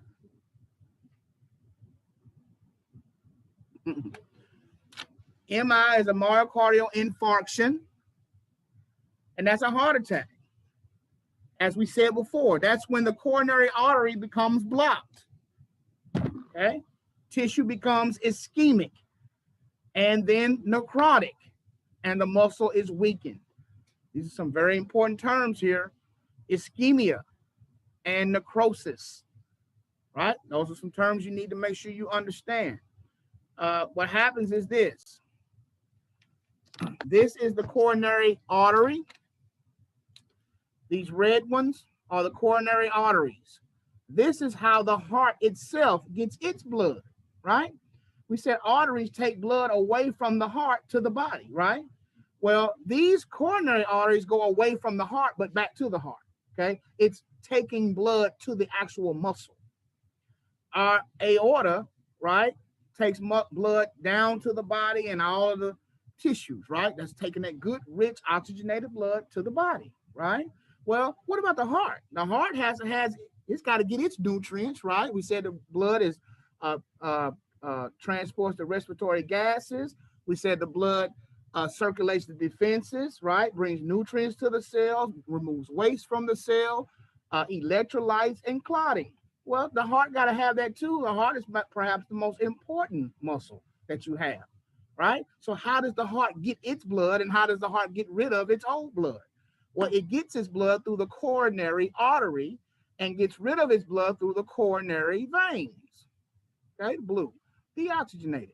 After the heart has used up its good old oxygen and nutrients and all that, then the CO2 and waste product is then taken back to the right atrium through the coronary veins, right? They link up with the superior and inferior vena cava and dump into the right atrium to go through the circulation to the lungs, back to the heart to get its blood again, all right? So don't forget about the old little heart. He has to get his own nutrients and blood supply as well. So what happens in an MI or myocardial infarction is this artery becomes ischemic. Ischemia, guys, write this down if you haven't already. Ischemia is lack of blood flow to an area. The How do you lack, spell ischemia? I'll show it to you in a minute when I go back. It's I-S-C-H-E-M-I, I think. I'm not the speller. The wrong one. But we'll see it in a minute. Do it the best you can. Ischemia is lack of blood flow to an area. Okay. If somebody has an ischemic heart attack, it's because the blood was blocked from the heart. It was a lack of flow because of that fried chicken and French fries and all that stuff you've been eating has clogged up one of these coronary arteries, right? When one of these coronary arteries become blocked, it causes ischemia to an area. The blood can't get there anymore. Like a blood clot or anything gets caught up in here. Now, everything behind the clot is dying, right? Because it can't get there. It's got to have blood every second of your life. As soon as the blood stops flowing, the heart starts to feel it. It starts to die. Death of tissue is called necrosis. So necrosis is death of the tissue. It starts to be necrotic. When something's necrotic, it's dead, rotten, stinks, right? If somebody has a necrotic foot, that means it's about dead. It doesn't get any of it, they're going to cut it off, right? Because it's going to start being infection up the rest of your body. And it stinks like a dead body, okay? So it's necrotic. Once it has ischemia, which is lack of blood flow to that area. So let's just take, for instance, look right here. Mr. Johnson's coronary artery, let's just say it was blocked right here. It stopped. The blood was coming from the heart and stopped right here. Now it's no longer flowing right here. Now, that rich oxygenated blood is now not getting to this area, right? Because it's blocked right here. So this blockage is called ischemia. There's a lack of blood flow to this area. It becomes ischemia. And as the ischemia persists, this tissue starts to die or experience necrosis. Okay? Once it dies or becomes necrotic, it's going to let you know with pain. It's going to let you know, hey, what you doing? And you're going to know it. Okay? It's going to let you know that it has died. And that is called a heart attack. That's what happens with a heart attack. The blood becomes ischemic. The tissue then becomes necrotic, and it will die and cause a heart attack. All right, that's what happens. So therefore, what you'll see a lot of times in the hospital, they'll go in and bypass this area. So say this area right here is blocked. Well, we'll take some artery vessel tissue from another place in your body and take it from here and go around there to here, right? It's called a bypass surgery. When they have bypass, they're bypassing the clot or the blockage. They just take it and graft another piece of artery to the good flowing part and go around the blockage and then start supplying that blood and nutrients back to that part again, okay? Now, it'll never be the same again. Once it dies or it starts to become necrotic, it becomes weakened. So even if we do a bypass surgery, you'll see that patient can't do the same thing they used to do. They get short of breath. They have little issues because the heart will never be the same. Okay, you may live, but it's not the same. Some people have quadruple bypass, so they might have 4 places that is blocked, and they got to go around and bypass all 4 places, right? Or they might have to put a stent in, right? A stent is when they go inside of the vessel and open it up, and then pull the mesh out, and it's that way blood can flow again. Because the lack of blood flow is called what? Lack of blood flow to an area is what? Ischemia. Ischemia. And once there's an ischemia present, everything behind there starts to die, which is called necrosis. Necrosis. And that causes the heart attack. Okay? That is what causes the heart attack. So let's look at this right quick, which of course I won't be able to record it, but I do want to show you something right quick.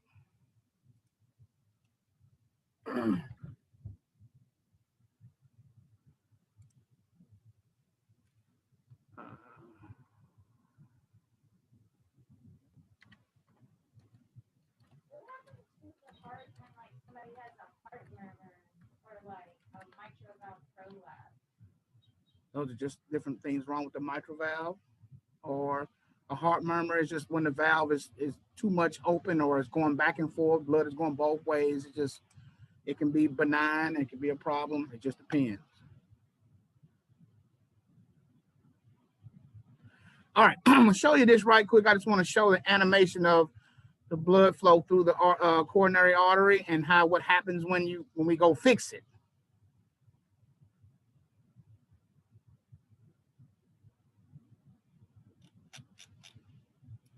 Let's see.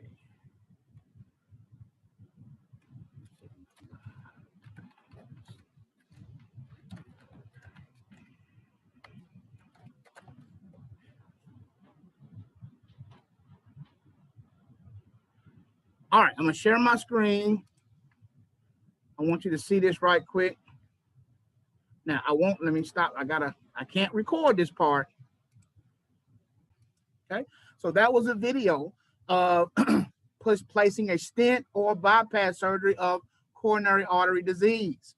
That was on YouTube. You can just type it in and there's plenty of videos you can find the animation. All right, let's keep going with the notes. So myocardial infarction or a heart attack, that coronary artery becomes blocked. Tissue becomes ischemic, right? Has a lack of blood flow. Then becomes necrotic, and then the muscle is weakened. It's going to let you know that you weakened it because it's going to give you some pain. All right? That's myocardial infarction and how it happens. The next one is called cor pulmonale. Cor pulmonale or cor pulmonale, guys, is right-sided heart failure.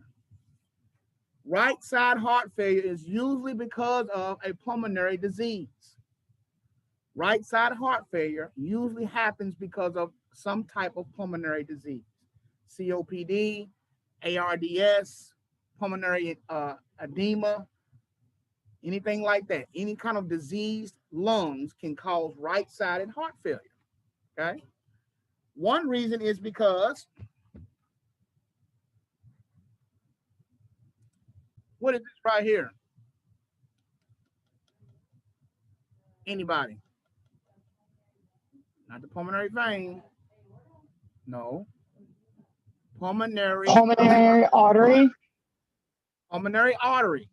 So when the blood returns to the heart via the superior and inferior vena cava, goes into the right atrium, into the right ventricle, into the pulmonary artery, and then to the lungs. Okay. Now, if there is a lung problem and the blood cannot get to the lungs like it should, usually because of high pulmonary artery pressure, right? Hypertension. This is called pulmonary hypertension. Not regular high blood pressure, but high blood pressure of the pulmonary artery, okay? So just think, if this pulmonary artery used to look like this, but now the tension inside the artery has it like this, the blood can't get to the lungs, right?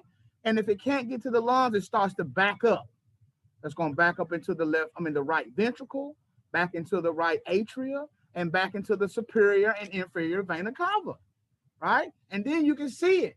That major vein in their neck, the jugular vein, that's the superior vena cava. And when they lay back a certain way, it'll start thumping, right? People lay back and it gets real big. That's right-sided heart failure because the pulmonary artery pressure is so high that the blood cannot get to the lungs freely. So it starts to back up, right? If everybody starts going toward the door at the same time, it's going to start backing up because everybody can't get through, right? At the same time. So that's what happens. Right-sided lung problems cause right-sided heart failure, which is called cor pulmonale. All right. You will notice that when we get to talking about that more, it's called JVD, jugular venous distension. Some patients lay back 30 degrees and it gets big, right? You just see it get big and pulsating. You're like, what's all that? And they have to sit up because of their right-sided heart failure. Okay. And so that's the problem. Now, what do we give for pulmonary hypertension? There's a medicine that we give for pulmonary hypertension, and that is Viagra. Okay, Viagra was originally made for pulmonary hypertension. It was not made for ED. Viagra was originally made, which the generic name is sildenafil. It was originally made for pulmonary hypertension. What happens is you give the Viagra and the pressure inside the pulmonary artery relaxes. It dilates the pulmonary artery. So now blood can freely go to the lungs, because if it can't get to the lungs, it can't get oxygenated. And your sat is always going to be low because blood can't get to the lungs. That's where it picks up the oxygen, right? If it can't get to the lungs to pick it up, then the person's saturations are always low. All right, we have to give them oxygen a whole lot to minimize that problem. Okay, to try to compensate for the lack of blood that's getting to the lungs, which you'll learn a little bit later. But what I'm trying to show you is right-sided heart failure is pulmonary. Right side of the heart is pulmonary, right? Pulmonary circulation. Anything wrong with the lungs can manifest in right-sided heart failure, which is cor pulmonale. Okay? Anything going on the right, cor pulmonale. All right? All right. Cor, right here in your notes. Cor, C-O-R. Cor pulmonale. That's right-sided heart failure. It's usually due to pulmonary disease, some type of pulmonary disease they have. It sometimes causes right-sided hypertrophy. What does hypertrophy mean? That's one of your terms. Hypertrophy. What's that mean? Anybody?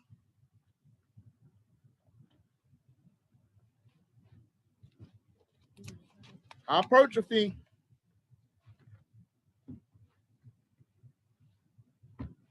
When the right side of the heart is showing hypertrophy, what does that mean? Increase in size. Increase in size, overdeveloped. Hypertrophy means overdeveloped. Overdeveloped, because that side, now look, the right side, if it can't get the blood through the pulmonary artery, it's going to start pushing harder, right? It's going to have the right side, the right ventricle is going to have to work harder to get the blood through the pulmonary artery because the pressure inside the pulmonary artery is so high, right? And if you work a muscle, what happens to a muscle when you work it? It gets bigger, right? It's going to grow. It's going to get bigger. And so then the right side is bigger than it should be because it hasn't to push so hard to get through the pulmonary artery. Okay? It usually could go through, flow through easy. But then when the pulmonary artery pressure increases, now it's harder to get that blood through there. So the right ventricle starts to pump harder and harder and harder. And as it works out, it gets bigger, overdeveloped. That's called hypertrophy. Right-sided hypertrophy is right-sided overdevelopment, getting bigger. If it's not treated, it can lead to left-side heart failure. Hey, I forgot, I was supposed to see you about some kind of cooler.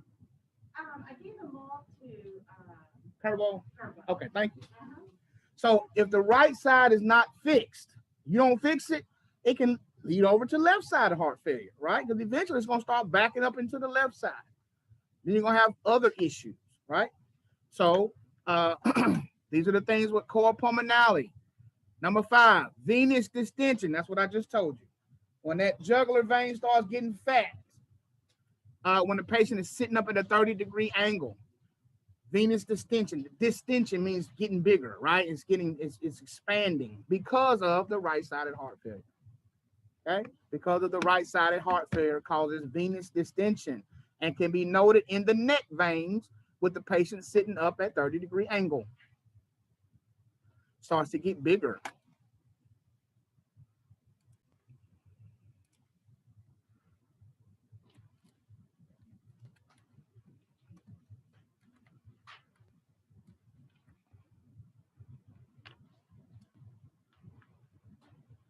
All right.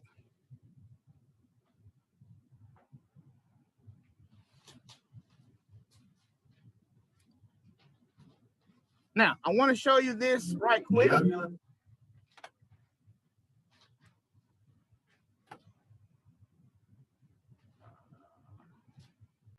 But the respiratory zone, guys, is a good resource for you to look at for anything. And he uses Egan's. He's not like he's using some other school's book or anything like that. He's using the book that you use. Okay, everything he talks about comes from this book. All right. He tells you there on all his videos, he uses the Egan's book. All right, let's finish up. All right. Congenital abnormalities is the next disease. Congenital means born that way. All right. Congenital diseases may cause a right to left shunt. Blood may be unable to oxygenate. Now, right to left shunt means the blood is going from the right side and getting back to the left side without picking up oxygen. Okay. Anytime the blood goes from the right side to the left side and never picks up oxygen, that's called a right to left shunt. Okay. Anytime the blood goes from the right side of the heart, because it's supposed to do that, it goes from the right, Kelsey? It goes from the right to the lungs and then back to the left, right? When it goes to the lungs, it picks up what? Oxygen. Oxygen. Yeah. When blood goes from the right to the lungs, it's going to pick up oxygen, right? And come back to the left, fully oxygenated, ready to go to the body to do its job, right? But if something happens and the blood goes from the right and makes it to the left and never picks up oxygen, that's called a right to left shunt. Okay? A right to left shunt. Now, the congenital abnormality is this. This is the main one you see in babies. It's called transposition of the great vessels. Now, you'll learn that in 240. You don't have to write that. I just want you to see what happens, though. Transposition of the great vessels. The two great vessels of the heart are the aorta and the pulmonary artery. Okay? The aorta and the pulmonary artery are the two great vessels of the heart, right? Transposition means what? What do you think that means? Huh? Flip-flopped. When they're born, sometimes they're born with the pulmonary artery where the aorta should be, and the aorta is where the pulmonary artery should be. They're transpositioned, right? So that way, the blood pumping from the right ventricle going straight to the aorta instead of to the lungs, right? And that blood is never getting oxygen, right? So when that happens, they fix you with surgery immediately at birth. They have to do open heart surgery on the baby. And what they do is they switch the aorta back to where it should be and the pulmonary artery back to where it should be, and then the baby's fixed, okay? But that's a congenital problem. You're born that way. Blood cannot get oxygenated if it's going from the right side of the right ventricle straight to the aorta. Is it ever going to the lungs? No. And it can't go to the lungs and don't pick up oxygen. That's the only place you can get oxygen is in the lungs, okay? So if these two are flip-flop, then this deoxygenated blood on the right side is going straight to the aorta and to the body, never picking up oxygen. That's a congenital defect, right? That's a congenital defect. They go in and they swip them out at birth. Okay, they go in, cut them open, and they put the pulmonary artery back where it should be and the aorta where it should be. Then the blood will flow like it's supposed to. Okay, they usually know that when the baby's in the mama's womb. So it's getting oxygenated through the mother. But when it come out, it's not going to work. It's got to be fixed immediately. Okay? So that's transposition of the great vessels. That will be one of the congenital issues. There's other ones that you'll learn when you get to 240. 240 is peds. That's when you deal with all pediatric stuff in 240. Okay? What's the next one? Vascular diseases. Now, these are diseases with the actual vasculature, either the veins or the arteries. All right? When you have a problem with the vein or the artery, or the first one is called an aneurysm. Aneurysm is when the vessel balloons out, like you blowing a bubble, chewing up gum and blowing a bubble. That's when the vessel balloons out. That's very dangerous because if it bursts, it can kill you. An aneurysm is when the vessel balloons out. Right? The walls of it are so weak that as the blood is going through, especially if they have a lot of pressure, a lot of high blood pressure can cause an aneurysm, right, which can kill you if it bursts. All right, so if it's in the head or the brain, those little vessels in the head blow up like a balloon, and they shouldn't do that, right? And if it keeps on blowing up and it pops, then you have a hemorrhage, right, and death. So an aneurysm is the ballooning out of the vessels, which will weaken the vessel, right? It's going to make it weak, and eventually it will rupture and cause death. That's an aneurysm. What's the next one? Somebody tell me what number 2 says. Arteriosclerosis. Good. Arteriosclerosis. Arteriosclerosis is the hardening of the arteries by too much calcium. Calcium deposits can cause the arteries to become hard. That's called arteriosclerosis. So think of arterial as hard. Arterial, hard. Okay? Arteriosclerosis is the hardening of the arteries.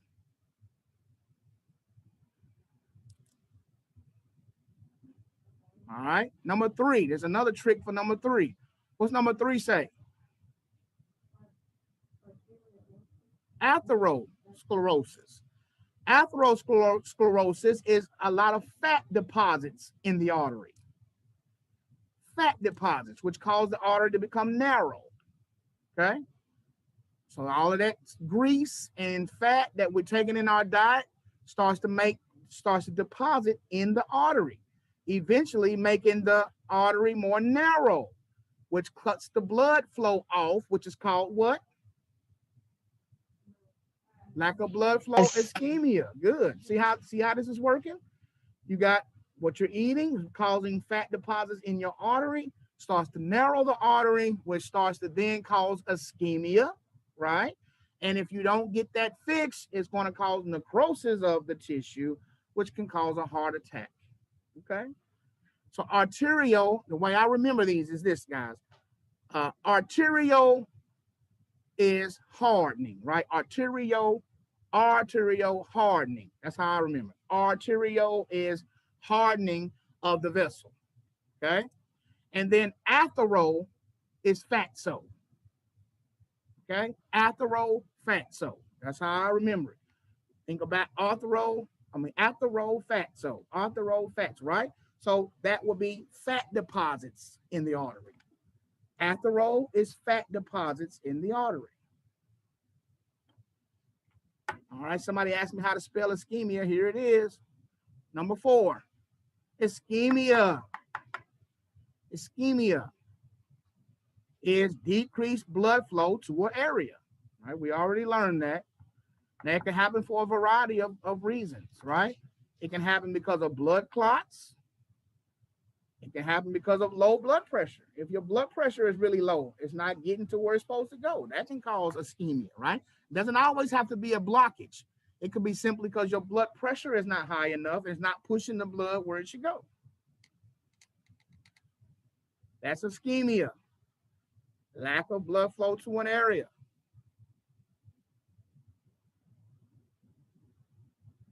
And then hemorrhage. What's hemorrhage? Somebody tell me what's hemorrhage. Huh? Loss of blood, a great loss of blood, uncontrolled bleeding. Usually a ruptured or torn vessel, like an aneurysm, right? You had an aneurysm, it popped, that causes hemorrhage. Aneurysm is not hemorrhage, guys. The aneurysm is when the vessel balloons out. That don't mean it's going to pop, okay? But if it does pop and you have a massive blood loss, that's called a hemorrhage. All right? That's called hemorrhage. Somebody gets shot or anything like that, and it hits one of them arteries or something, that's called hemorrhaging. They're going to start hemorrhaging. Somebody who gets their throat slit or tries to kill themselves by slitting their wrist, they're slitting arteries, right? That's why they do that, because they want to hit that artery. That's what's going to lose the most blood and make them die, okay? They start to hemorrhage and die. All right, now, this hemorrhaging can lead to shock. Somebody, as you ever heard, they went into shock? That's because they lost a lot of blood. That's because they were hemorrhaging so much that their body went into shock. And shock is when you have an acute peripheral circulatory failure due to loss of the circulating fluid, which is bleeding, or derangement of circulatory control. It just loses control. What happens is it shuts off the blood through the peripheral. So if you go into shock, the body will try to pull all the blood just to the head and the midsection. It's going to say, forget the arms, forget the legs. I can live without those, okay? The body will try to live even if you don't want to. Always remember that. And so when if they get shot or have a car accident or a leg cut off or something like that, the blood starts losing, they go into shock because of the hemorrhaging, right? loss of circulating fluid. That's bleed, right? They go into shock. The body will go into shock, which will try to shunt all of the blood to the midsection, because that's what we need. Your heart, lungs, liver, all the digestion, brain, those are the things that need to stay alive. So it will try to pull it will divert the blood to the midsection and say, forget the arms, forget the legs, they can die. They're not worried about that. The heart, the body wants to live, okay? So that's what happens when you go into shock. All right, now shock is brought about by injury, mostly injury, because you got cut, bad accident, and you start to hemorrhage, okay? Or if somebody has a baby, some women can hemorrhage when they have babies, right? They hemorrhage and can't stop the bleeding. The doctor pulls the baby out, and then I forgot what it is, but something happens up in there, and they start to lose blood, and the doctor has to do a lot of stuff to try to fix that or stop that bleeding. If not, they'll bleed out, hemorrhage, go into shock, okay? Shock can also be brought about by burns. Burns. If you get burned real bad, they can go into shock, okay? How does it look? When somebody goes into shock, they become pallor. Does anybody know what pallor means? Is it like when you lose lots of color? Like you go clammy? Real pasty and gray looking, right? Real pale, pasty or gray. That's pallor. The skin becomes clammy, right? And cold. Your blood pressure drops. Always remember, what did I tell you? Volume and pressure are synonymous. If you lose volume, you're going to lose pressure. If you have a lot of volume, you're going to have a lot of pressure, okay? Volume and pressure are directly related, all right? Make sure you understand that, because that's going to help you as you go along. If I see a lot of high volume, I'm expecting a lot of pressure. If I'm losing volume, then I'm losing pressure, okay? So shock comes when you lose a lot of volume, right? Because of hemorrhaging, you go into shock. So if I'm going into shock, it makes sense that I'm going to have a low blood pressure because my volume is down, okay? Low blood pressure. You have a feeble or rapid pulse. The heart is just beating fast and soft, right? Because the pressure is low. It's barely anything in there. Your respiratory rate drops. They become restless, anxiety and panicky. And then sometimes they go unconscious, right? Sometimes they go unconscious. These are all the things that are marked for shock. You can tell somebody's in shock by some of these things. Almost done. Phlebitis. What is phlebitis? Inflammation of the veins. When your veins become inflamed, that's called phlebitis. Phlebotomy is somebody who works with blood, getting veins, sticking your veins, blood work. Phlebotomy, right? So phlebitis is inflammation of the veins.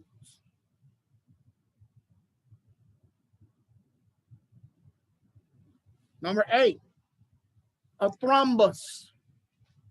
A thrombus is a stationary clot. When somebody has a clot that doesn't move, that's called a thrombus. Okay, so write this down. A clot that does not move is a thrombus. A clot that is mobile is called an embolus. The clot that does not move is a thrombus.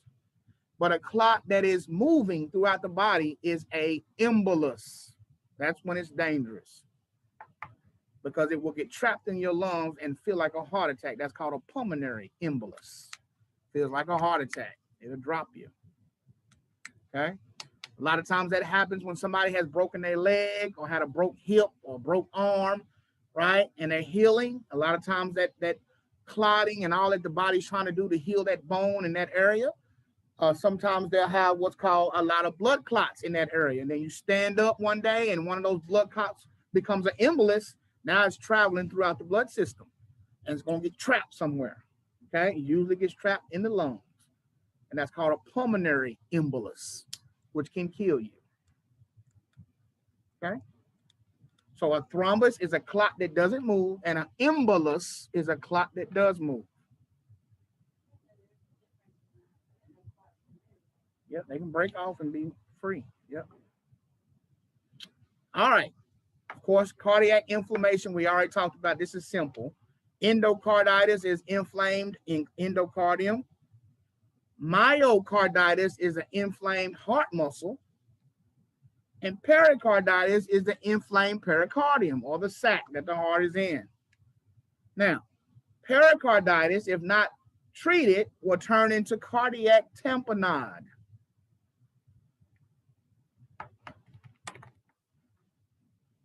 Pericarditis that is not treated can turn into cardiac tamponade. Hope y'all writing all this down. Or unless it's already in your note-taking guide. Cardiac tamponade, and that is blood in the pericardial sac, which starts to compress on the heart. Okay? So it looks like this. Your heart, guys, we already said, is in a sac, right? Called the pericardium. If that pericardium becomes inflamed, it can lead to what's called cardiac tamponade. Think of a tampon, you think of blood. Okay? Tamponade is blood in the pericardial sac. Okay? Because you're going to ask you, what is cardiac tamponade? You're going to need to know what that is. Now, what happens is, with the inflammation of the sac, when blood starts to get in between the sac and the heart, it starts to fill up with blood. The sac does not stretch. Okay? So the more the blood fills up, the more it's going to start to compress on the heart. See that? The blood is inside of the sac, but the sac does not stretch. So if you keep on bleeding inside of that pericardium, it's going to start to press on the heart, right? And you got more problems. That's called cardiac tamponade, when the blood starts to compress on the heart because it has nowhere to go, okay? It can't go out of the sac because the sac does not go anywhere. Same thing as if your head starts to bleed. If you have a head bleed, can the skull stretch? No. So if blood starts filling up in your brain, it's going to start pushing the brain because it can't go anywhere. It can't go out. That's something that drill a hole, get that blood out before you die, okay? So that's cardiac tamponade. When the pericardium becomes so inflamed and starts to bleed, right, it can cause pressure on the heart, which is cardiac tamponade. All right. What about rheumatic fever? Rheumatic fever, very rare that you see something like this. But rheumatic fever may damage the heart valves or muscle, causes a decrease in blood flow. You don't have to really know much about rheumatic fever. It's just something they're talking about. Very rarely do you even see that in America, okay? But what about angina pectoris? What's that mean? What's angina mean? Huh? Say it again. Pain. Angina means pain. What's pectoris? What muscle is that? Your pec, your chest muscle. Your pecs, right? I used to move mine back and forth.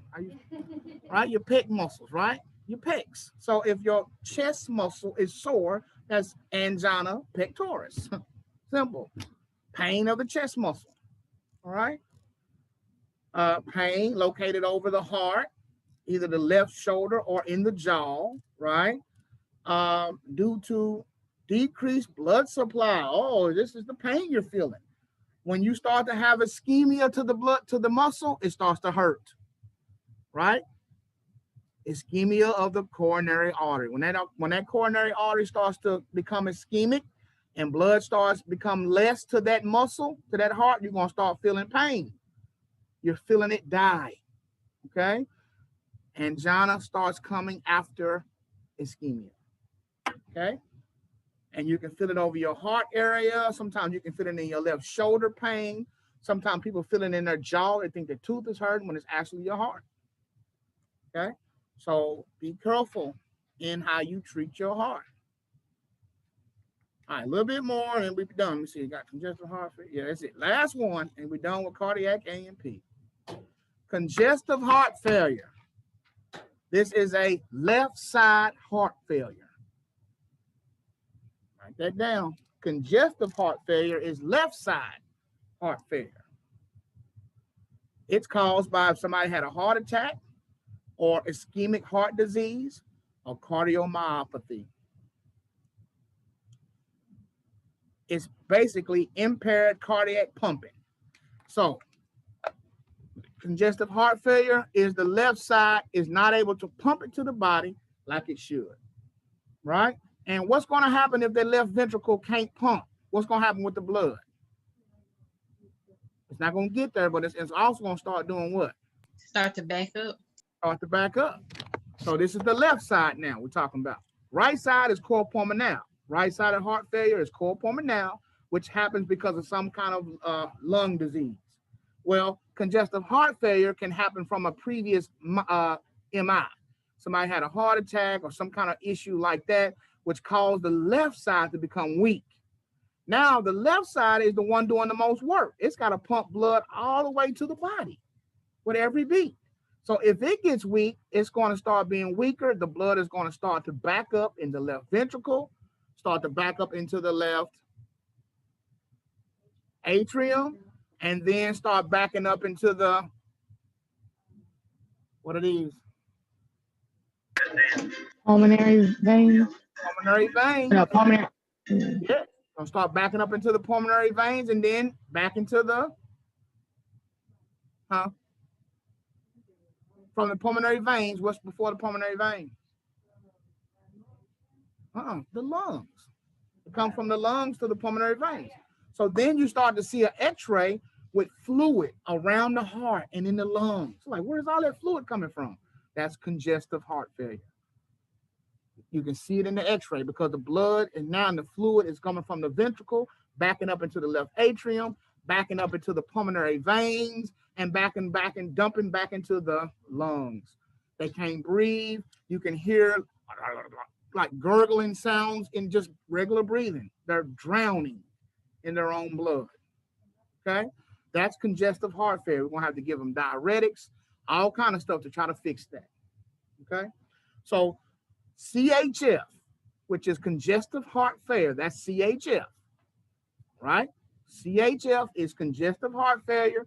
It is also known as left side heart failure due to high blood pressure, ischemic heart disease, heart attack, anything that's happening like that can cause that left side to become weak.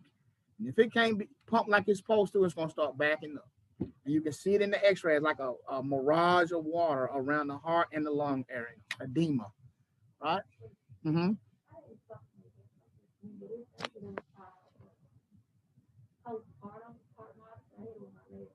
Mm-hmm. To full strength medicines and all. Yep, they got to do that. Mm-hmm. And that's good that you were able to get your function back, right? Get your function. And a lot of times we can see if somebody has that by either the x-ray or we do what's called an echo. Somebody gets an echo done, they can see is your left side pumping at its full percentage. Some people's left side is only doing 30% of what they should be doing. They're going to be hurting, and not only hurting, but just tired, sluggish. You know, you go up the steps and be tired. You know, you're not your 100% self until you can get that heart back to how it's supposed to with inotropic drugs, diuretics, diet, things like that help get that heart back right. Okay. So if you didn't think about your diet before today, really consider your diet, what you're putting into your heart, because this is it's all you got. And you see so many things that could be wrong with it. And that's just the skirt. We're not even doing cardiology, right? This is just few things that respiratory has to deal with. Because you have to know these things, guys, in order to treat your patient. You don't just do breathing treatments. You got to know what's going on with their heart, what's causing that, because that can cause a problem with your lungs. CHF causes a breathing problem because the blood is backing up into your lungs. So you need special medicines to get that fixed so you can help what you're going through, okay, what you're trying to fix. So it's all about cardiopulmonary therapy. That's what you are, a cardiopulmonary therapist. All right. That is everything, guys, for cardiac A&P. We are now complete with cardiac A&P. Your homework for tonight is to go through Canvas and look at the bloodborne pathogen, okay? bloodborne pathogens video, and I think there's a little thing that says, yeah, I watched it. And that's going to be your attendance for the day. So I'm going to show you how to get to it.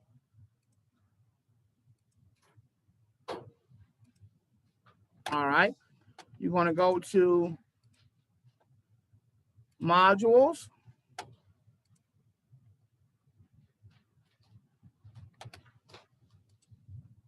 All right.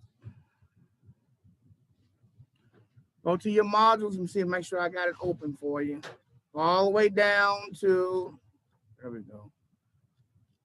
The one that says bloodborne pathogens. Where is it? Right here.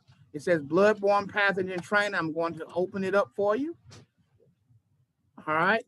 You're going to look at it. I'm going to change the date and everything on it, but you're going to open it up. Okay. Well, you go to bloodborne pathogen and open up the bloodborne pathogen training. Okay. Go to the modules, go down to where it says bloodborne pathogen training. And then there'll be a link for you to select it. You'll select it and open it up. It's going to be a video for you to watch. Okay. A video for you to watch and then answer the question. I watched this video. That's it. Once you say yes, that's your attendance for today. Okay. I'm going to go I don't in. see it on mine, Mr. McCarthy.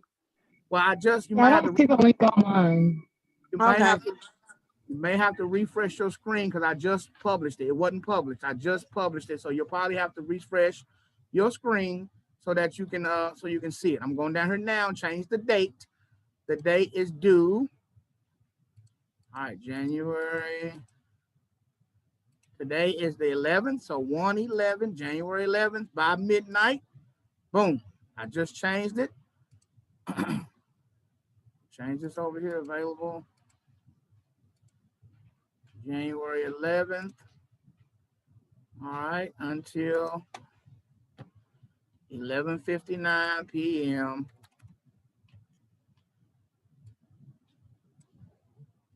All right, now let me save it.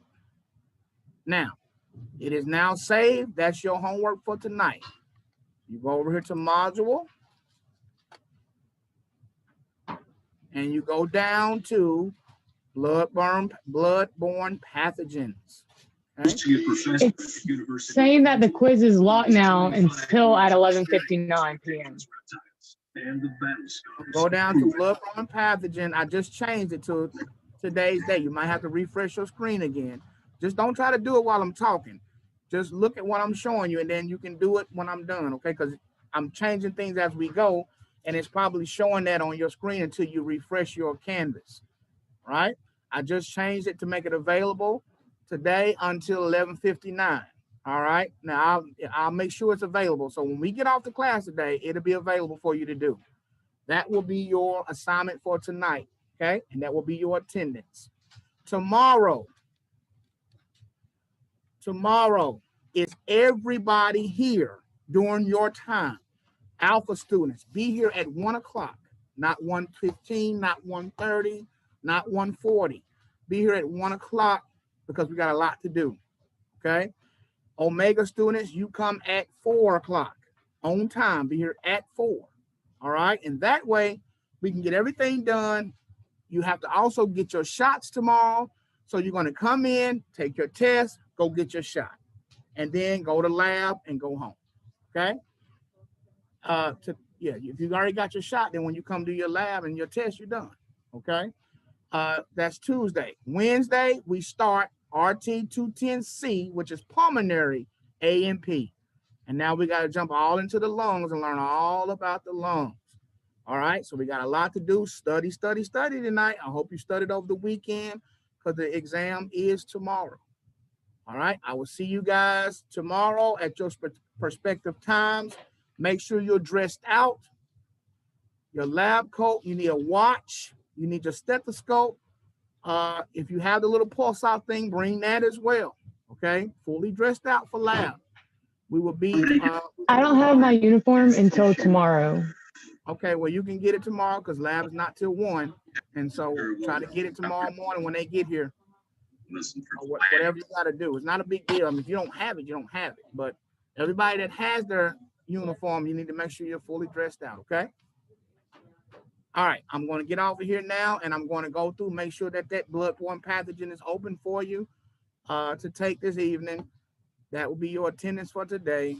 If you didn't turn in your homework from this weekend by Sunday and didn't turn it in by 1 p.m.